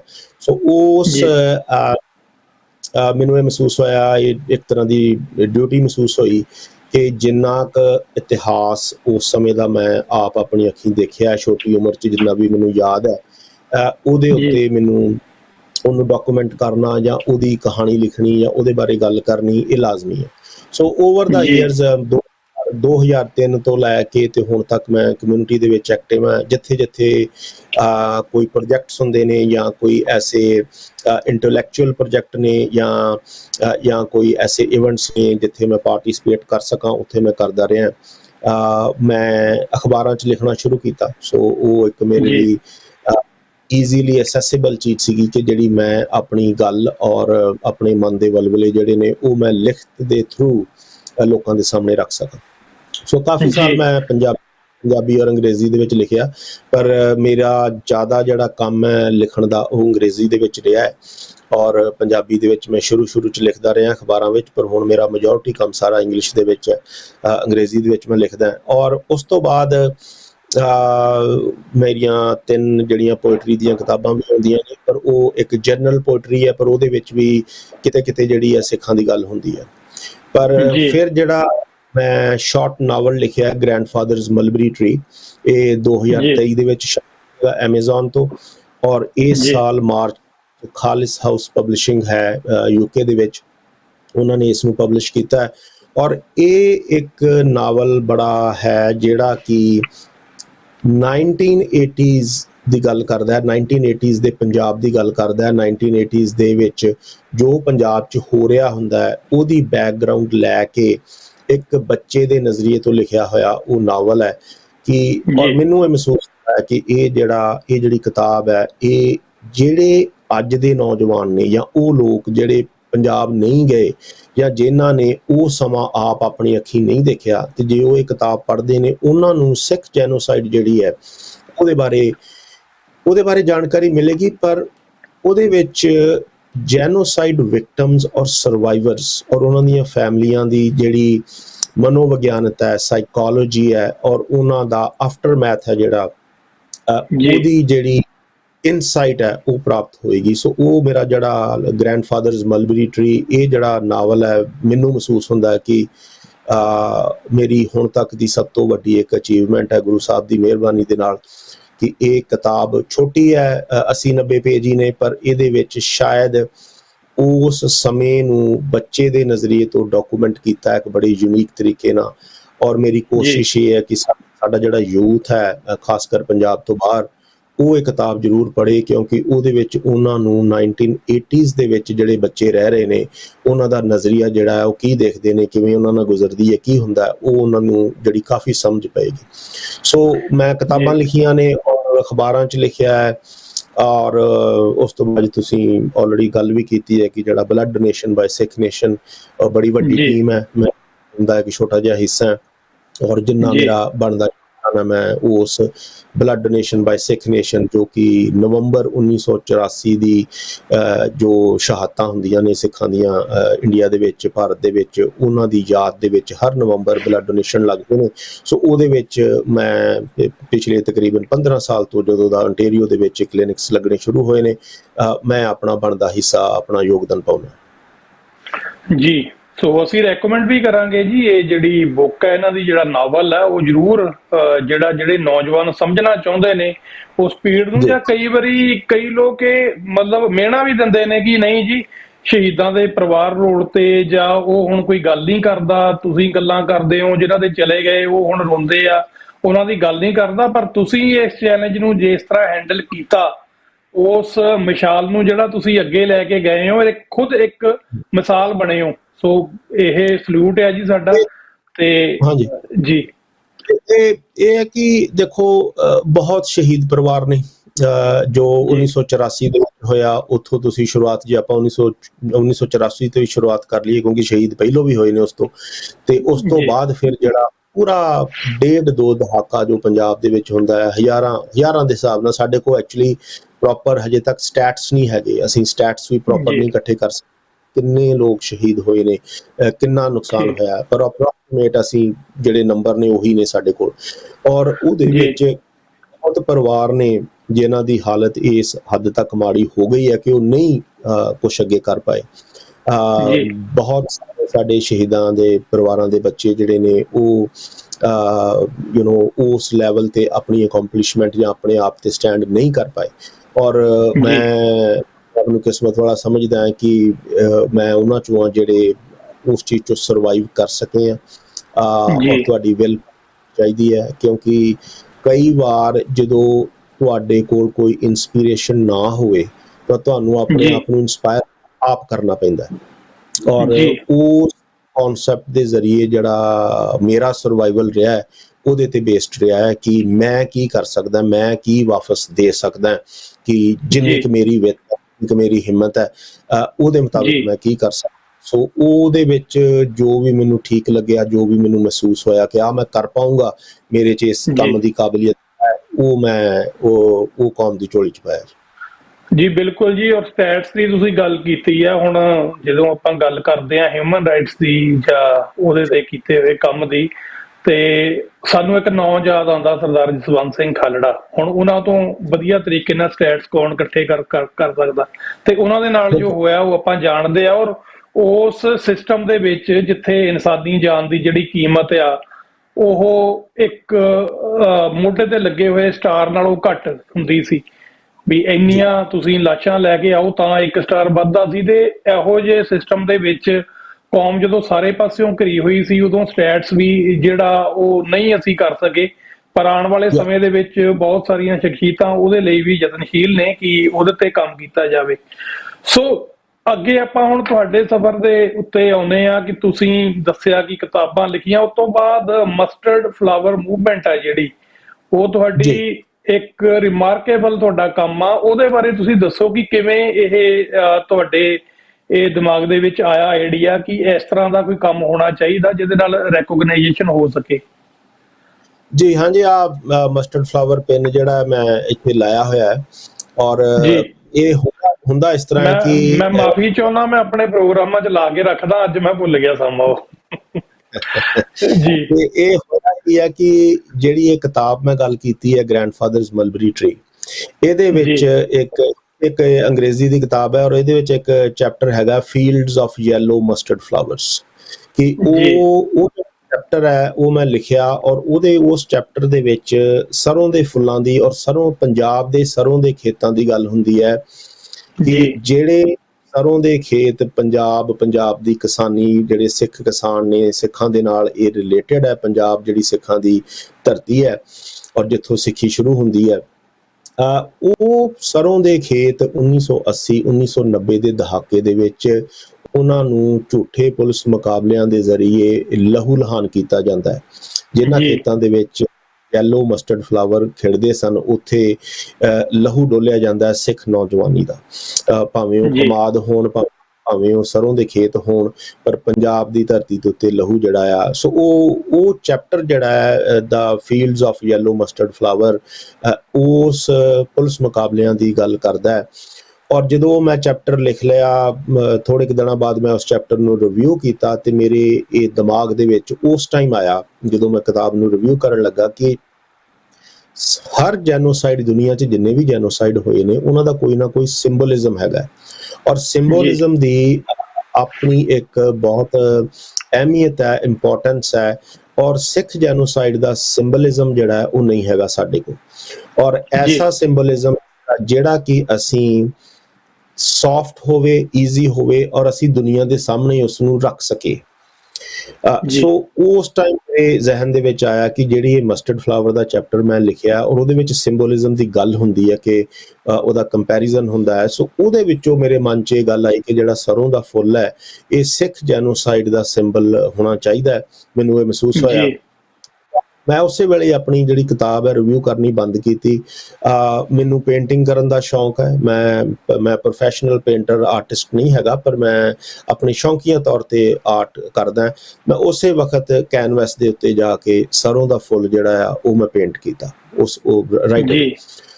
ਉਹਦੇ ਬਾਰੇ ਮੈਂ ਤਕਰੀਬਨ ਅੱਧਾ ਕੁ ਪੇਜ ਅੰਗਰੇਜ਼ੀ ਦਾ ਲਿਖਿਆ ਔਰ ਉਸ ਤੋਂ ਬਾਅਦ ਸਾਡੇ ਦੋਸਤ ਨੇ ਇੱਥੇ ਉਹਨਾਂ ਨੇ ਉਸ ਨੂੰ ਪੰਜਾਬੀ ਵਿੱਚ ਟਰਾਂਸਲੇਟ ਕਰ ਦਿੱਤਾ। ਔਰ ਮੈਂ ਉਸ ਸਰੋਂ ਦੇ ਫੁੱਲ ਦੀ ਜਿਹੜੀ ਪੇਂਟਿੰਗ ਦੀ ਫੋਟੋ ਔਰ ਜਿਹੜਾ ਮੈਂ ਅੱਧਾ ਪੇਜ ਲਿਖਿਆ ਸੀ ਉਹਦੇ ਬਾਰੇ ਵੀ ਇਹ ਕਿਉਂ ਹੈ, ਕੀ ਹੈ, ਇਹਦੇ ਸਰੋਂ ਦਾ ਫੁੱਲ ਜਿਹੜਾ ਹੈ ਸਿੱਖ ਜੈਨੋਸਾਈਡ ਦਾ ਸਿੰਬਲ ਕਿਉਂ ਹੋਣਾ ਚਾਹੀਦਾ ਹੈ, ਸਿੱਖ ਘੱਲੂਘਾਰੇ ਦਾ ਚਿੰਨ੍ਹ ਕਿਉਂ ਹੋਣਾ ਚਾਹੀਦਾ ਹੈ, ਪੰਜਾਬ ਨਾਲ ਕਿਵੇਂ ਰਿਲੇਟਡ ਹੈ, ਔਰ ਯੈਲੋ ਜਿਹੜਾ ਕਲਰ ਹੈ, ਜਿਹੜਾ ਸਰੋਂ ਦੇ ਫੁੱਲ ਦਾ ਜਿਹੜਾ ਕਲਰ ਹੈ, ਉਹਦਾ ਕੀ ਮਤਲਬ ਹੈ, ਔਰ ਸਿੱਖਾਂ ਨਾਲ ਪੰਜਾਬ ਨਾਲ ਕਿਵੇਂ ਰਿਲੇਟਡ ਹੈ। ਸੋ ਉਹ ਜਿਹੜਾ ਕਨਸੈਪਟ ਉਹ ਮੈਂ ਦੁਨੀਆ ਭਰ ਦੇ ਵਿੱਚ ਜਿੱਥੇ ਤੱਕ ਮੇਰੀ ਪਹੁੰਚ ਸੀਗੀ, ਜਿਹੜੇ ਸਿੱਖ ਐਕਟਿਵਿਸਟ, ਸਿੱਖ ਜਥੇਬੰਦੀਆਂ ਪੰਜਾਬ ਤੋਂ ਲੈ ਕੇ Europe, England, America, Canada, Australia, ਜਿੱਥੇ ਤੱਕ ਮੇਰੀ ਪਹੁੰਚ ਸੀਗੀ, ਮੈਂ ਉਹਨਾਂ ਨੂੰ ਉਹ ਕਨਸੈਪਟ ਈਮੇਲ ਜ਼ਰੀਏ ਭੇਜ ਦਿੱਤਾ, ਸੋਸ਼ਲ ਮੀਡੀਆ ਤੇ ਪਾ ਦਿੱਤਾ ਕਿ ਮੈਂ ਕੌਮ ਨੂੰ ਇਹ ਪੁੱਛ ਰਿਹਾ ਸੀਗਾ ਕਿ ਇਹ ਇੱਕ ਕਨਸੈਪਟ ਮੇਰੇ ਮਨ 'ਚ ਆਇਆ ਹੈ ਕਿ ਕੀ ਤੁਹਾਨੂੰ ਲੱਗਦਾ ਹੈ ਕਿ ਇਹ ਕਨਸੈਪਟ ਸਹੀ ਹੈ, ਕਿ ਇਸ ਨੂੰ ਯੂਨੈਨਿਮਸਲੀ ਇੱਕ ਸੰਗਤੀ ਰੂਪ ਦੇ ਵਿੱਚ ਇਹਨੂੰ ਅਪਣਾਉਣਾ ਚਾਹੀਦਾ ਹੈ। ਸੋ ਉਸ ਟਾਈਮ ਜਿਹੜਾ ਸਾਨੂੰ ਕਾਫੀ ਪੋਜ਼ਿਟਿਵ ਰਿਸਪੌਂਸ ਮਿਲਿਆ, ਬਹੁਤ ਸਾਰੇ ਸਿੱਖ ਐਕਟਿਵਿਸਟ ਜਿਨ੍ਹਾਂ ਨੇ ਸੋਸ਼ਲ ਮੀਡੀਆ ਦੇ ਉੱਤੇ ਉਸ ਕਨਸੈਪਟ ਨੂੰ ਪਾ ਕੇ ਆਪਣੀ ਐਕਸੈਪਟੈਂਸ ਦਿੱਤੀ, ਔਰ ਨਿਊਯਾਰਕ ਤੋਂ ਟੀਵੀ ਪ੍ਰੋਗਰਾਮ ਜਿਹੜਾ TV 84 ਦੇ ਵਿੱਚ ਹੀ ਉਸ ਟਾਈਮ ਡਾਕਟਰ ਅਮਰਜੀਤ ਸਿੰਘ ਹੁਣੀ ਉਹਨਾਂ ਨੇ ਇੱਕ ਪ੍ਰੋਗਰਾਮ ਪੂਰਾ 1 ਘੰਟੇ ਦਾ ਸਿਰਫ ਮਸਟਰਡ ਫਲਾਵਰ ਤੇ ਕੀਤਾ ਆਪਣੇ ਵੱਲੋਂ, ਔਰ ਮੈਨੂੰ ਨਹੀਂ ਸੀ ਪਤਾ ਕਿ ਉਹ ਪ੍ਰੋਗਰਾਮ ਕਰ ਰਹੇ, ਸਿਰਫ ਉਹਨਾਂ ਨੇ ਵੀਡੀਓ ਪਾਈ ਔਰ ਉਹ ਜਿਹੜਾ ਕੈਂਪੇਨ ਹੈ ਉਹਨੂੰ ਲਾਂਚ ਕਰਤਾ ਉਹਨਾਂ ਨੇ। ਔਰ ਉਸ ਤੋਂ ਬਾਅਦ ਯੂਰਪ, ਅਮਰੀਕਾ, ਇੰਡੀਆ, ਪੰਜਾਬ ਤੋਂ ਵੱਖ-ਵੱਖ ਜਥੇਬੰਦੀਆਂ ਨੇ, ਕੁਝ ਇੱਕ ਨੇ ਅਖਬਾਰਾਂ 'ਚ ਬਿਆਨ ਲਾ ਕੇ ਇਸ ਨੂੰ ਆਪਣੀ ਅਪਰੂਵਲ ਦਿੱਤੀ, ਔਰ ਵੱਖ-ਵੱਖ ਸੰਸਥਾਵਾਂ ਦੇ ਵਿੱਚ ਜਿਹੜੀਆਂ ਉਹਨਾਂ ਦੀਆਂ ਮੀਟਿੰਗਸ ਹੁੰਦੀਆਂ ਨੇ ਉਹਨਾਂ ਦੇ ਵਿੱਚ ਇਸ ਕਨਸੈਪਟ ਨੂੰ ਵਿਚਾਰਿਆ ਗਿਆ, ਔਰ ਸਾਨੂੰ ਕਾਫੀ ਤਕਰੀਬਨ 3 ਸਾਲ ਲੱਗ ਗਏ ਨੇ ਇਸ ਚੀਜ਼ ਤੇ ਕੰਮ ਕਰਦਿਆਂ, ਔਰ ਹੁਣ ਜਾ ਕੇ ਇਹਦੀ ਜਿਹੜੀ ਐਕਸੈਪਟੈਂਸ ਹੈ ਯੂਨੈਨਿਮਸਲੀ ਅਰਾਊਂਡ ਦਾ ਵਰਲਡ ਉਹ ਹੋਈ ਹੈ। ਔਰ ਵਿੱਚ ਇਹ ਗੱਲ ਮੈਂ ਜ਼ਰੂਰ ਕਲੀਅਰ ਕਰਨਾ ਚਾਹੁੰਦਾ, ਔਰ ਮੈਂ ਹਮੇਸ਼ਾ ਜਿੱਥੇ ਵੀ ਗੱਲ ਕੋਈ ਮਸਟਰਡ ਫਲਾਵਰ ਦੀ ਕਰਦਾ ਹੈ, ਮਸਟਰਡ ਫਲਾਵਰ ਦਾ ਕਨਸੈਪਟ ਜਿਹੜਾ ਹੈ, ਹਾਂ ਇਹ ਜ਼ਰੂਰ ਹੈ ਕਿ ਮੇਰੇ ਜ਼ਰੀਏ ਆਇਆ ਹੈ, ਜਿਹੜੀ ਕੁਦਰਤ ਹੈ, ਗੁਰੂ ਸਾਹਿਬ ਹੈ, ਪਰਮਾਤਮਾ ਹੈ, ਉਹਨੇ ਕਨਸੈਪਟ ਕਿਤੋਂ ਨਾ ਕਿਤੋਂ ਕਿਸੇ ਤਰ੍ਹਾਂ ਅੱਗੇ ਲਿਆਉਣਾ ਹੁੰਦਾ ਹੈ। ਉਹ ਕਨਸੈਪਟ ਮੇਰੇ ਜ਼ਰੀਏ ਜ਼ਰੂਰ ਆਇਆ, ਪਰ ਉਹ ਮੇਰਾ ਨਹੀਂ ਹੈਗਾ। ਇਹ ਕਨਸੈਪਟ ਤੇ ਮੇਰਾ ਕੋਈ ਹੱਕ ਨਹੀਂ ਹੈ, ਮੇਰੀ ਕੋਈ ਓਨਰਸ਼ਿਪ ਨਹੀਂ ਹੈ। ਇਹ ਕੌਮ ਦੀ ਝੋਲੀ 'ਚ ਪਾਤਾ ਹੈ, ਇੱਕ ਕੌਮ ਦਾ ਹੈ, ਇਹ ਕਿਸੇ ਇੱਕ ਸਿੱਖ ਦਾ ਵੀ ਨਹੀਂ ਹੈ, ਸਾਰੀ ਕੌਮ ਦਾ ਹੈ। ਔਰ ਅੱਜ ਯੂਰਪ ਦੇ ਵਿੱਚ, ਅਮਰੀਕਾ ਦੇ ਵਿੱਚ, ਬ੍ਰਿਟਿਸ਼ ਕੋਲੰਬੀਆ ਦੇ ਵਿੱਚ, ਇੱਥੇ ਓਨਟਾਰੀਓ ਦੇ ਵਿੱਚ, ਆਸਟ੍ਰੇਲੀਆ ਦੇ ਵਿੱਚ, ਵੱਖਰੇ ਸ਼ਹਿਰਾਂ ਦੇ ਵਿੱਚ ਸਿੱਖ ਆਪਣੇ ਤੌਰ ਤੇ ਆਪਣੀ ਮਰਜ਼ੀ ਨਾਲ ਮਸਟਰਡ ਫਲਾਵਰ ਕੈਂਪੇਨ ਨੂੰ ਅੱਗੇ ਲੈ ਕੇ ਜਾ ਰਹੇ ਨੇ। ਔਰ ਜੂਨ ਦੇ ਵਿੱਚ ਇਹੋ ਜਿਹੇ ਜਿਹੜੇ ਪਿੰਨ, ਜਿਵੇਂ ਮੈਂ ਪਿੰਨ ਲਾਇਆ ਹੋਇਆ, ਇਹੋ ਜਿਹੇ ਪਿੰਨ ਜਿਹੜੇ ਨੇ ਉਹ ਨਗਰ ਕੀਰਤਨ ਸਾਹਿਬਾਨ ਤੇ ਉੱਥੇ ਵੰਡੇ ਜਾਂਦੇ ਨੇ। ਔਰ ਆਸਟ੍ਰੇਲੀਆ ਦੇ ਵਿੱਚ ਖਾਸ ਕਰ ਉੱਥੇ ਇੱਕ ਜੈਨੋਸਾਈਡ ਮੈਮੋਰੀਅਲ ਹੈ, ਜਿੱਥੇ ਮਸਟਰਡ ਫਲਾਵਰ ਨੂੰ ਆਸਟ੍ਰੇਲੀਅਨ ਸਿੱਖਾਂ ਨੇ, ਆਸਟ੍ਰੇਲੀਅਨ ਸਿੱਖ ਜਥੇਬੰਦੀਆਂ ਨੇ, ਗੁਰਦੁਆਰਾ ਸਾਹਿਬਾਨ ਨੇ ਆਪਣੇ ਤੌਰ ਦੇ ਉੱਤੇ ਉਹਨੂੰ ਅੱਗੇ ਲੈ ਕੇ ਚੱਲ ਰਹੇ ਨੇ। ਸੋ ਇਹਦੇ ਵਿੱਚ ਮੇਰਾ ਕੋਈ ਹੱਕ ਜਾਂ ਮੇਰੀ ਕੋਈ ਓਨਰਸ਼ਿਪ ਨਹੀਂ ਹੈ, ਸਿੱਖ ਕੌਮ ਦਾ ਕਨਸੈਪਟ ਹੈ, ਔਰ ਹਰ ਸਿੱਖ ਨੂੰ ਇਸ ਕਨਸੈਪਟ ਨੂੰ ਸਮਝ ਕੇ ਆਪਣੇ ਤੌਰ ਤੇ ਅੱਗੇ ਲੈ ਜਾਣਾ ਪੈਣਾ ਹੈ, ਕਿਉਂਕਿ ਦੁਨੀਆ ਦੇ ਵਿੱਚ ਜਿੰਨੀਆਂ ਵੀ ਕੌਮਾਂ ਨੇ ਉਹਨਾਂ ਦੇ ਸਿੰਬਲ ਨੇ। ਜਦੋਂ ਅਸੀਂ ਨੇਸ਼ਨਹੁੱਡ ਦੀ ਗੱਲ ਕਰਦੇ ਹਾਂ ਨਾ, ਕਿ ਵੀ ਸਾਡਾ ਨੇਸ਼ਨਹੁੱਡ ਹੈ, ਸੋ ਨੇਸ਼ਨ ਦਾ ਝੰਡਾ ਹੁੰਦਾ ਹੈ, ਨੇਸ਼ਨ ਦੀਆਂ ਨਿਸ਼ਾਨੀਆਂ ਹੁੰਦੀਆਂ ਨੇ। ਸੋ ਸਾਡੇ ਨਾਲ ਜੈਨੋਸਾਈਡ ਹੋਇਆ ਹੈ। ਸੋ ਜਿਵੇਂ ਕਿ ਜਿਊਜ਼ ਦੀਆਂ ਹੋਲੋਕਾਸਟ ਹੋਇਆ, ਉਹਨਾਂ ਦੀਆਂ ਨਿਸ਼ਾਨੀਆਂ ਨੇ, ਉਹਨਾਂ ਨੇ ਸਾਂਭੀਆਂ ਹੋਈਆਂ ਨੇ। ਅਰਮੇਨੀਅਨ ਜੈਨੋਸਾਈਡ ਹੋਇਆ ਹੈ, ਉਹਨਾਂ ਦਾ ਵੀ ਸਿੰਬਲ ਹੈ। ਸੋ ਉਹ ਸਿੰਬੋਲਿਜ਼ਮ ਦੇ ਜ਼ਰੀਏ ਗੱਲ ਕਰਦੇ ਨੇ, ਕਿਉਂਕਿ ਜਦੋਂ ਜੈਨੋਸਾਈਡ ਦੀ ਗੱਲ ਮੂੰਹ ਜ਼ਬਾਨੀ ਜਾਂ ਲਿਖ ਕੇ ਕਰਨੀ ਪਵੇ ਤੇ ਤੁਹਾਨੂੰ ਬੜਾ ਲੰਬਾ ਸਮਾਂ ਲੱਗਦਾ ਕਿਸੇ ਨੂੰ ਸਮਝਾਉਣ ਨੂੰ। ਪਰ ਅਸੀਂ ਇੱਕ ਐਸੀ ਪੋਜੀਸ਼ਨ ਤੇ ਪਹੁੰਚਣਾ ਹੈ ਜਿਵੇਂ ਦੂਜੀਆਂ ਕੌਮਾਂ ਪਹੁੰਚੀਆਂ ਨੇ, ਕਿ ਜਦੋਂ ਲੋਕੀ ਸਰੋਂ ਦਾ ਫੁੱਲ ਕਿਤੇ ਦੇਖਣ ਤੇ ਉਹਨਾਂ ਨੂੰ ਇਮੀਡੀਏਟਲੀ ਜਿਹੜਾ ਆ ਉਹ ਪੰਜਾਬ ਦੇ ਨਾਲ ਜੁੜ ਜਾਣ, ਔਰ ਉਹਨਾਂ ਨੂੰ ਰਾਈਟ ਅਵੇ ਸਮਝ ਲੱਗ ਜਾਏਗੀ ਵੀ ਸਿੱਖਾਂ ਦੇ ਨਾਲ ਕਿਵੇਂ ਵਧੀਕੀਆਂ ਹੋਈਆਂ, ਔਰ ਜਿਹੜੇ 2 ਦਹਾਕੇ 1.5 ਦਹਾਕਾ 2 ਦਹਾਕੇ ਜੋ ਜੈਨੋਸਾਈਡ ਹੋਇਆ ਹੈ, ਉਹਦੀ ਜਿਹੜੀ ਯਾਦ ਹੈ ਉਹਨਾਂ ਨੂੰ ਇੱਕਦਮ ਬਿਲਕੁਲ ਆ ਜਾਵੇ। ਕਿਉਂਕਿ ਸਰੋਂ ਦਾ ਫੁੱਲ ਜਦੋਂ ਵੀ ਕਿਤੇ ਵੀ ਕੋਈ ਗੱਲ ਕਰ ਲਓ ਤਾਂ ਆਟੋਮੈਟਿਕਲੀ ਉਹ ਪੰਜਾਬ ਨਾਲ ਕਨੈਕਟ ਹੁੰਦਾ ਹੈ। ਅਸੀਂ ਜਦੋਂ ਸਰੋਂ ਦੀ ਫੁੱਲ ਦੀ ਗੱਲ ਕਰਦੇ ਹਾਂ, ਅਸੀਂ ਕਿਸੇ ਹੋਰ ਜਗ੍ਹਾ ਦੇ ਬਾਰੇ ਨਹੀਂ ਸੋਚਦੇ, ਅਸੀਂ ਪੰਜਾਬ ਦੇ ਬਾਰੇ ਸੋਚਦੇ ਹਾਂ। ਸੋ ਇਹ ਜਿਹੜਾ ਕਨਸੈਪਟ ਇਸ ਤਰ੍ਹਾਂ ਇਸ ਕਿਤਾਬ ਦੇ ਇੱਕ ਚੈਪਟਰ 'ਚੋਂ ਮੇਰੇ ਜ਼ਿਹਨ 'ਚ ਆਇਆ, ਔਰ ਉਸ ਤੋਂ ਬਾਅਦ ਜਿਹੜੀ ਇਹਦੀ ਕੈਂਪੇਨਿੰਗ ਕੀਤੀ ਗਈ ਜਥੇਬੰਦੀਆਂ ਤੱਕ, ਔਰ ਅਰਾਊਂਡ ਦਾ ਗਲੋਬ, ਔਰ ਇੰਡੀਵਿਜੂਅਲ ਜਿਹੜੇ ਸਿੱਖ ਐਕਟਿਵਿਸਟ ਨੇ ਉਹਨਾਂ ਦੇ ਨਾਲ, ਔਰ ਉਹਨਾਂ ਦੀ ਰਜ਼ਾਮੰਦੀ ਦੇ ਨਾਲ ਇਹਨੂੰ ਐਜ਼ ਆ ਸਿੱਖ ਸਿੰਬਲ ਜਿਹੜਾ ਹੈ, ਸਿੱਖ ਜੈਨੋਸਾਈਡ ਦਾ ਜਿਹੜਾ ਪ੍ਰਤੀਕ ਹੈ, ਇੱਕ ਸਿੰਬਲ ਹੈ, ਉਹਨੂੰ ਅੱਗੇ ਲੈ ਕੇ ਜਾ ਰਹੇ। ਜੀ ਸਰਦਾਰ ਬਲਜੀਤ ਸਿੰਘ ਜੀ, ਮੈਂ ਨਾ ਤੁਹਾਨੂੰ ਇੱਕ ਗੱਲ ਦੱਸਣੀ ਚਾਹੁੰਦਾ ਕਿ ਇਹਦਾ ਇੱਕ ਹੋਰ ਪਿਛੋਕੜ ਹੈ। ਇੱਕ ਨਜ਼ਮ ਹੈ ਸਿੱਖ ਸੰਘਰਸ਼ ਨਾਲ ਜੁੜੀ ਹੋਈ, ਉਹ ਸਾਰੀ ਤਾਂ ਹੁਣ ਮੈਨੂੰ ਨਹੀਂ ਯਾਦ, ਪਰ ਉਹ ਚ ਕੁਝ ਸਤਰਾਂ ਨੇ ਕਿ ਮਾਏ ਮੇਰੀਏ ਕੀ ਮੁਕਾਬਲਾ ਸੀ, 70 ਬੋਕ ਤੇ ਜੀ ਕੱਲਾ ਸਰੋਂ ਦਾ ਫੁੱਲ। ਸੋ ਉਹ ਰਿਪਰੈਜ਼ੈਂਟ ਕਰਦਾ ਸੀ ਉਸ ਦ੍ਰਿਸ਼ ਨੂੰ, ਜਿੱਥੇ ਇੱਕ ਝੂਠਾ ਮੁਕਾਬਲਾ ਕਰਨ ਦੇ ਲਈ ਘੇਰਾ ਪਿਆ ਹੋਇਆ ਤੇ ਇੱਕ ਮਾਸੂਮ ਜੀ ਜਾਨ ਨੂੰ ਸਰੋਂ ਦੇ ਫੁੱਲ ਵਾਂਗੂ 70 ਬੋਕਾਂ ਵੱਲੋਂ ਕੁਚਲਿਆ ਜਾ ਰਿਹਾ। ਇਹ ਸਿੰਬੋਲਿਕਇਜ਼ਮ ਜਿਹੜਾ ਆ ਤੇ ਇਹ ਬਿਲਕੁਲ ਇਸੇ ਦਿਸ਼ਾ ਵੱਲ ਇਸ਼ਾਰਾ ਕਰਦਾ। ਔਰ ਮੈਂ ਹਮੇਸ਼ਾ ਜੂਨ ਦਾ ਮਹੀਨਾ ਵੀ, ਨਵੰਬਰ ਦਾ ਮਹੀਨਾ ਵੀ, ਜਦੋਂ ਦਾ ਉਹ ਬੈਚ ਤੁਸੀਂ ਮੈਨੂੰ ਦਿੱਤਾ ਵੈਨਕੂਵਰ, ਮੈਂ ਹਮੇਸ਼ਾ ਲਾ ਕੇ ਜੀ ਰੱਖਦਾ। ਪਰ ਅੱਜ ਮੈਨੂੰ ਥੋੜਾ ਜਿਹਾ ਮੈਨੂੰ ਰਿਗਰੈਟ ਵੀ ਹੋ ਰਿਹਾ ਕਿ ਅੱਜ ਮੈਂ ਤੁਹਾਡੇ ਨਾਲ ਗੱਲ ਕਰ ਰਿਹਾ ਤੇ ਮੈਂ ਉਹ ਕੁਛ ਇੱਧਰ ਉੱਧਰ ਹੋ ਗਿਆ ਹਾਂਜੀ ਕੰਮ, ਕੋਈ ਨਹੀਂ ਤਾਂ ਮੈਂ ਆਲਵੇਜ਼। ਔਰ ਇਹਦਾ ਫਾਇਦਾ ਮੈਂ ਤੁਹਾਨੂੰ ਦੱਸਦਾ, ਮੈਨੂੰ ਲੋਕ ਪੁੱਛਦੇ ਵੀ ਆ, ਆਪਣੀ ਕਮਿਊਨਿਟੀ ਬਿਲਕੁਲ ਦੇ ਵੀ ਪੁੱਛਦੇ ਆ ਤੇ ਬੰਦਾ ਦੱਸਦਾ ਵੀ ਇਹ ਕੀ ਆ, ਫਿਰ ਉਹ ਡਿਮਾਂਡ ਕਰਦੇ ਆ ਵੀ ਸਾਨੂੰ ਦਿਓ, ਤੇ ਮੈਂ ਤਾਂ ਉਹ ਮੰਗਾਣੇ ਵੀ ਸੀ ਤੁਹਾਡੇ ਕੋਲ। ਤੇ ਮੈਂ ਜੀ ਪੁੱਛਣਾ ਵੀ ਸੀ ਇਹ ਕਿੱਥੋਂ ਆਪਾਂ ਆਰਡਰ ਕਰ ਸਕਦੇ ਆ। ਔਰ ਜਦੋਂ ਸਾਨੂੰ ਕੋਈ, ਮੈਂ ਹੋਰ ਜਿਹੜੀ ਮੇਨ ਸਟ੍ਰੀਮ ਕਮਿਊਨਿਟੀ ਦੇ ਵਿੱਚ ਵਿਚਰਦਾ, ਉਹ ਵੀ ਪੁੱਛਦੇ ਆ ਕਿ what is this batch about, ਫਿਰ ਸਾਨੂੰ ਦੱਸਣ ਦਾ ਮੌਕਾ ਮਿਲਦਾ। ਇਹਦੇ ਨਾਲ ਸਾਡੀ ਜਿਹੜੀ ਆ ਉਹ ਮਾਊਥ ਟੂ ਮਾਊਥ ਜਿਹੜੀ ਆ ਮਾਰਕੀਟਿੰਗ ਵੀ ਹੁੰਦੀ ਆ ਸਾਡੇ ਕਾਜ਼ ਦੀ। ਸੋ ਸਾਨੂੰ ਬਿਲਕੁਲ ਮੌਕਾ ਇਹਦਾ ਮਿਲ ਜਾਂਦਾ ਆਪਣੀ ਗੱਲ ਰੱਖਣ ਦਾ। ਸੋ ਇਹ ਬੜਾ ਵਧੀਆ ਇਹਦਾ ਮਕਸਦ ਇਨੀਸ਼ੀਏਟਿਵ ਆ ਤੁਹਾਡਾ ਜੀ। ਇਹਦਾ ਮਕਸਦ ਇਹ ਹੈ ਕਿ ਜਿਹੜੀ ਖਾਸ ਕਰਕੇ ਨਾਨ ਸਿੱਖ ਕਮਿਊਨਿਟੀ ਹੈ ਉਹਨੂੰ ਦੱਸਣਾ ਜੀ ਬਹੁਤ ਜ਼ਰੂਰੀ ਹੈ, ਕਿਉਂਕਿ ਜਿਹੜੀ ਸਿੱਖ ਕਮਿਊਨਿਟੀ ਦੇ ਵਿੱਚ ਚਲੋ ਆਪਾਂ ਕਹਿ ਸਕਦੇ ਹਾਂ ਕਿ ਜ਼ਿਆਦਾਤਰ ਸਾਨੂੰ ਆਪ ਨੂੰ ਪਤਾ ਹੈ, ਪਰ ਨਾਨ ਜਿਹੜੀਆਂ ਸਿੱਖ ਕਮਿਊਨਿਟੀਜ਼ ਹੈ, ਜਦੋਂ ਤੁਸੀਂ ਇਹ ਬੈਜ ਲਾ ਕੇ ਕਿਤੇ ਜਾਂਦੇ ਹੋ, ਖਾਸ ਕਰ ਜੂਨ ਔਰ ਨਵੰਬਰ ਦੇ ਮਹੀਨੇ ਦੇ ਵਿੱਚ ਲੋਕ ਪੁੱਛਣਗੇ ਵੀ ਇਹ ਕਿਉਂ ਲਾਇਆ, ਇਹਦਾ ਕੀ ਮਤਲਬ ਹੈ। ਤੁਸੀਂ ਫਿਰ ਇੱਕ ਓਪਰਚੁਨਿਟੀ ਮਿਲਦੀ ਹੈ ਸਿੱਖਾਂ ਨੂੰ ਜੀ ਆਪਣੀ ਗੱਲ ਰੱਖਣ, ਗੱਲ ਕਰਨ ਦੀ, ਉਹਨਾਂ ਨੂੰ ਐਕਸਪਲੇਨ ਕਰਨ ਦੀ।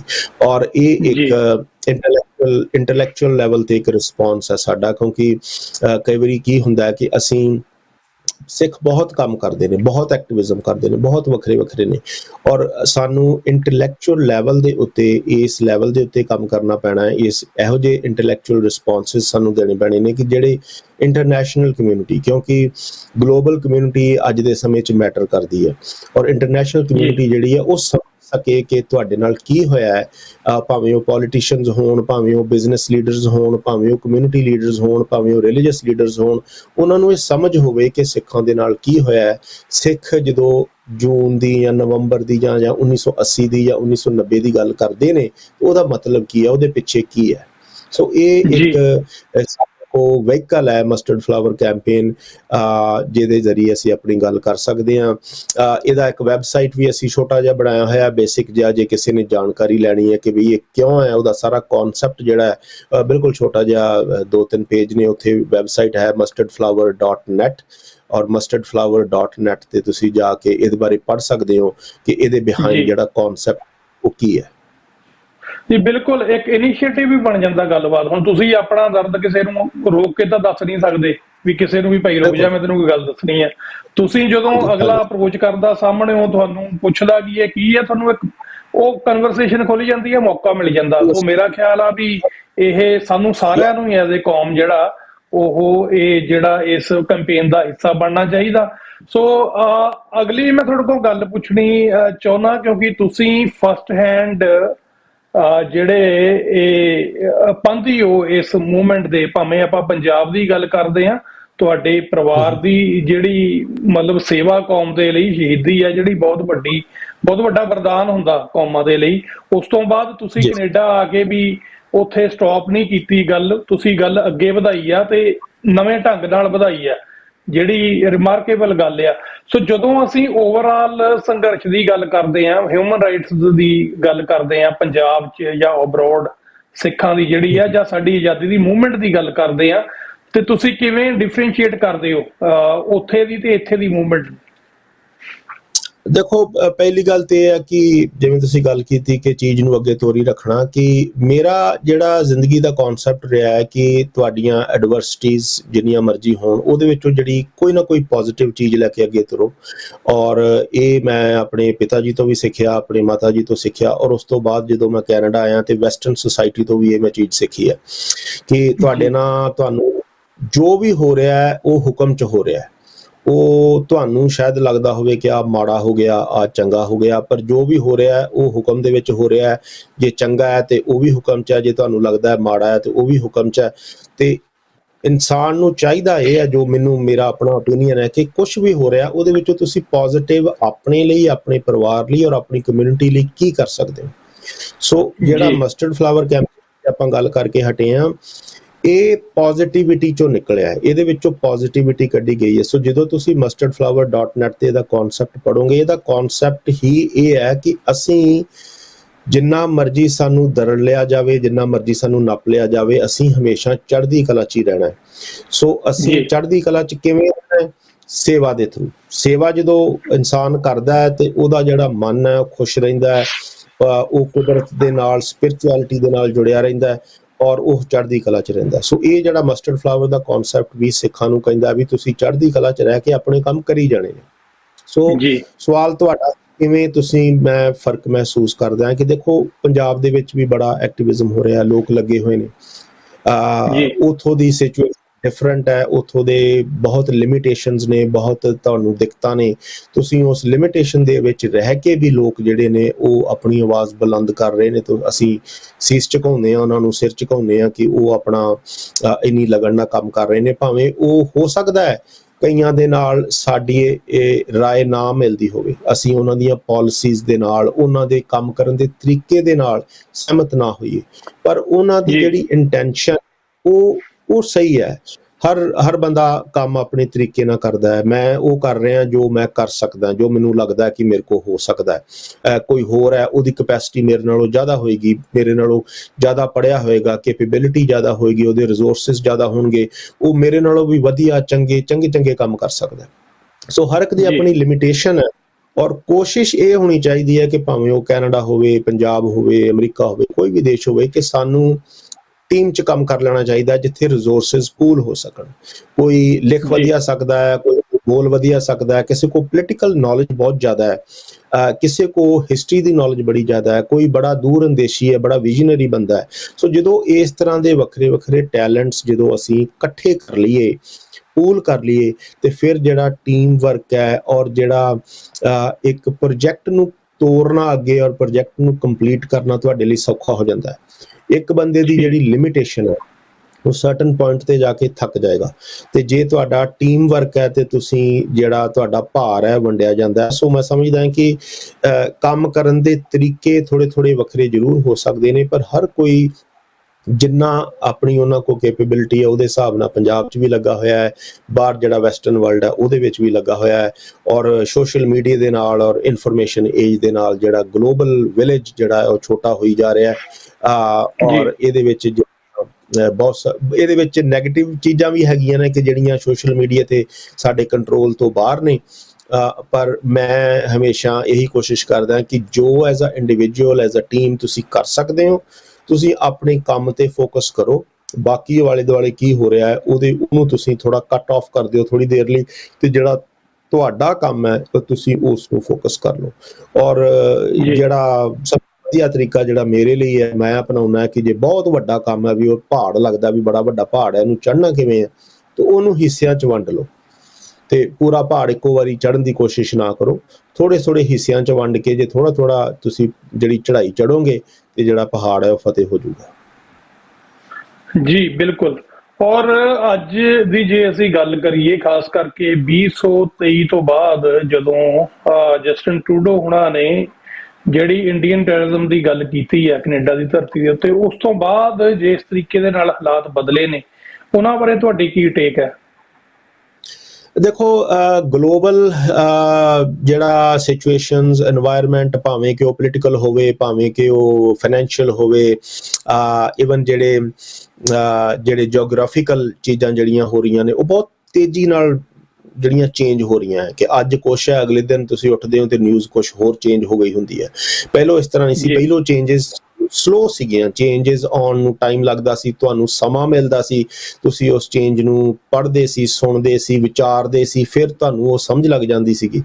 ਹੁਣ ਇੰਨੀ ਫਾਸਟ ਚੀਜ਼ਾਂ ਵੱਧ ਰਹੀਆਂ ਨੇ ਔਰ ਜੀਓ ਪੋਲਿਟਿਕਸ ਇੰਨੀ ਜ਼ਿਆਦਾ ਵੱਧ ਰਹੀ ਹੈ, ਭਾਵੇਂ ਉਹ ਚਾਈਨਾ ਹੋਵੇ, ਭਾਰਤ ਹੋਵੇ, ਯੂਰਪ ਹੋਵੇ, ਰਸ਼ੀਆ ਹੋਵੇ, ਯੂਕਰੇਨ ਦੀ ਲੜਾਈ ਚੱਲ ਰਹੀ ਹੈ, ਇਜ਼ਰਾਈਲ ਦੀ ਲੜਾਈ ਚੱਲ ਰਹੀ ਹੈ, ਗਾਜ਼ਾ ਦੀ ਗੱਲ ਕਰਦੇ ਹਾਂ, ਹੁਣ ਅਸੀਂ ਈਰਾਨ ਦੀ ਗੱਲ ਕਰ ਰਹੇ ਹਾਂ। ਔਰ ਜਿਹੜਾ ਕੋਵਿਡ ਤੋਂ ਬਾਅਦ ਜਿਹੜੀ ਫਾਈਨੈਂਸ਼ੀਅਲ ਸਿਚੁਏਸ਼ਨ ਦੇ ਵਿੱਚੋਂ ਜਿਹੜੇ ਦੇਸ਼ ਨੇ ਉਹ ਨਿਕਲਣਾ ਚਾਹੁੰਦੇ ਨੇ, ਉਹਦੇ ਵਿੱਚ ਬਹੁਤ ਉਥਲਾ ਪਥਲੀ ਹੋ ਰਹੀ ਹੈ, ਬਹੁਤ ਚੀਜ਼ਾਂ ਚੇਂਜ ਹੋ ਰਹੀਆਂ, ਵੱਡੇ ਲੈਵਲ ਦੇ ਉੱਤੇ, ਵੱਡੇ ਪੱਧਰ ਦੇ ਉੱਤੇ ਚੇਂਜਸ ਆ ਰਹੀਆਂ ਨੇ। ਹਾਂ, ਕੁਝ ਚੇਂਜਸ ਸਾਨੂੰ ਮੀਡੀਆ ਦੇ ਜ਼ਰੀਏ ਨਿਊਜ਼ ਦੇ ਵਿੱਚ ਦਿਖਦੀਆਂ ਨੇ, ਪਰ ਬਹੁਤ ਚੇਂਜਸ ਜਿਹੜੀਆਂ ਬੈਕਗਰਾਊਂਡ 'ਚ ਹੋ ਰਹੀਆਂ ਨੇ, ਜਿਹੜੇ ਦੁਨੀਆ ਦੇ ਵਿੱਚ ਬਹੁਤ ਥੋੜ੍ਹੇ ਲੋਕ ਨੇ ਜਿਹੜੇ ਦੁਨੀਆ ਨੂੰ ਉੱਤੋਂ ਰਨ ਕਰ ਰਹੇ ਨੇ, ਸਿਰਫ ਉਹ ਦੇਖ ਪਾਉਂਦੇ ਨੇ, ਔਰ ਸਾਨੂੰ ਨਹੀਂ ਉਹ ਚੀਜ਼ ਦਿਖਦੀ। ਔਰ ਸਾਨੂੰ ਉਹ ਚੀਜ਼ 10 ਸਾਲ 20 ਸਾਲ 40 50 ਸਾਲ ਬਾਅਦ ਸ਼ਾਇਦ ਸਾਨੂੰ ਕਈ ਵਾਰੀ ਦੇਖਣ ਨੂੰ ਮਿਲਦੀ ਹੈ ਕਿ ਅੱਛਾ 50 ਸਾਲ ਪਹਿਲਾਂ ਐਕਚੁਅਲ ਹਕੀਕਤ ਵਿੱਚ ਆ ਹੋਇਆ ਸੀਗਾ, ਪਰ ਸਾਨੂੰ ਦਿਖਿਆ ਬਾਹਰ ਕੁਝ ਹੋਰ ਸੀਗਾ। ਸੋ ਇਸ ਬਦਲਦੇ ਮਾਹੌਲ ਦੇ ਵਿੱਚ ਸਿੱਖਾਂ ਨੂੰ ਐਜਾਈਲ ਹੋਣਾ ਪੈਣਾ। ਐਜਾਈਲ ਦਾ ਮਤਲਬ ਕਿ ਇੱਕਦਮ ਜਿਹੜੀ ਚੀਜ਼ ਬਦਲਦੀ ਹੈ ਉਹਨੂੰ ਰਿਸਪੌਂਸ ਕਰ ਸਕਣ, ਉਹਨੂੰ ਰਿਸਪੌਂਸ ਦੇ ਸਕਣ ਕਿ ਅੱਜ ਚੀਜ਼ ਖੱਬੇ ਜਾ ਰਹੀ ਹੈ ਤੇ ਇੱਕਦਮ ਉਹ ਸੱਜੇ ਜਾਣ ਲੱਗੀ ਹੈ, ਤੇ ਤੁਹਾਡੇ ਕੋਲ ਉਹਦਾ ਰਿਸਪੌਂਸ ਹੋਣਾ ਚਾਹੀਦਾ। ਹੁਣ ਉਹ ਰਿਸਪੌਂਸ ਜਿਹੜਾ ਮੈਂ ਸਮਝਦਾ ਕਿ ਕੈਨੇਡਾ ਦੇ ਵਿੱਚ ਖਾਸ ਕਰ ਔਰ ਅਮਰੀਕਾ ਦੇ ਵਿੱਚ ਥੋੜ੍ਹਾ ਇਹ ਸਾਡੀ ਇੱਕ ਪੋਜ਼ੀਟਿਵ ਇੰਪਰੂਵਮੈਂਟ ਹੈ ਕਿ ਸਾਡੀਆਂ ਜਿਹੜੀਆਂ ਜਥੇਬੰਦੀਆਂ ਔਰ ਸਾਡਾ ਯੂਥ ਜਿਹੜਾ ਖਾਸ ਕਰ ਪੜ੍ਹਿਆ ਲਿਖਿਆ ਵਕੀਲ, ਅਕਾਊਂਟੈਂਟ, ਚੰਗੇ ਜਿਹੜੇ ਹਾਈਲੀ ਐਜੂਕੇਟਿਡ ਲੋਕ ਔਰ ਵਰਲਡ ਲੈਵਲ ਦੀ ਸਿਆਸਤ ਨੂੰ ਸਮਝਦੇ ਨੇ, ਉਹ ਹੁਣ ਹੌਲੀ ਹੌਲੀ ਅੱਗੇ ਆ ਰਹੇ ਨੇ। ਉਹ ਇਸ ਜਿਹੜਾ ਮੈਂ ਸਿੱਖ ਰਿਸਪੌਂਸ ਦੀ ਗੱਲ ਕਰ ਰਿਹਾ ਨਾ ਕਿ ਉਸ ਨੂੰ ਹੁਣ ਉਹ ਲੀਡ ਕਰਨ ਲੱਗ ਗਏ ਨੇ। ਔਰ ਹੋਇਆ ਕਿ ਜਦੋਂ ਸਿੱਖਾਂ ਦੇ ਨਾਲ ਘੱਲੂਘਾਰੇ ਹੁੰਦੇ ਨੇ, ਜੈਨੋਸਾਈਡ ਹੁੰਦੀ ਹੈ, ਨਸਲਕੁਸ਼ੀ ਹੁੰਦੀ ਹੈ, ਉਹਨਾਂ ਦਾ ਬਹੁਤ ਕੁਛ ਖਤਮ ਹੋ ਜਾਂਦਾ, ਉਹਨਾਂ ਦਾ ਕਲਚਰ, ਉਹਨਾਂ ਦੀ ਹਿਸਟਰੀ, ਉਹਨਾਂ ਦੀਆਂ ਕਿਤਾਬਾਂ ਜੋ ਉਹ ਖਤਮ ਹੋ ਜਾਂਦੀਆਂ, ਉਹਨਾਂ ਦੀ ਜਿਹੜੀ ਡਾਇਰੈਕਸ਼ਨ ਹੈ ਉਹ ਕਾਈਂਡ ਆਫ ਮਿਸਪਲੇਸ ਹੋ ਜਾਂਦੀ ਹੈ।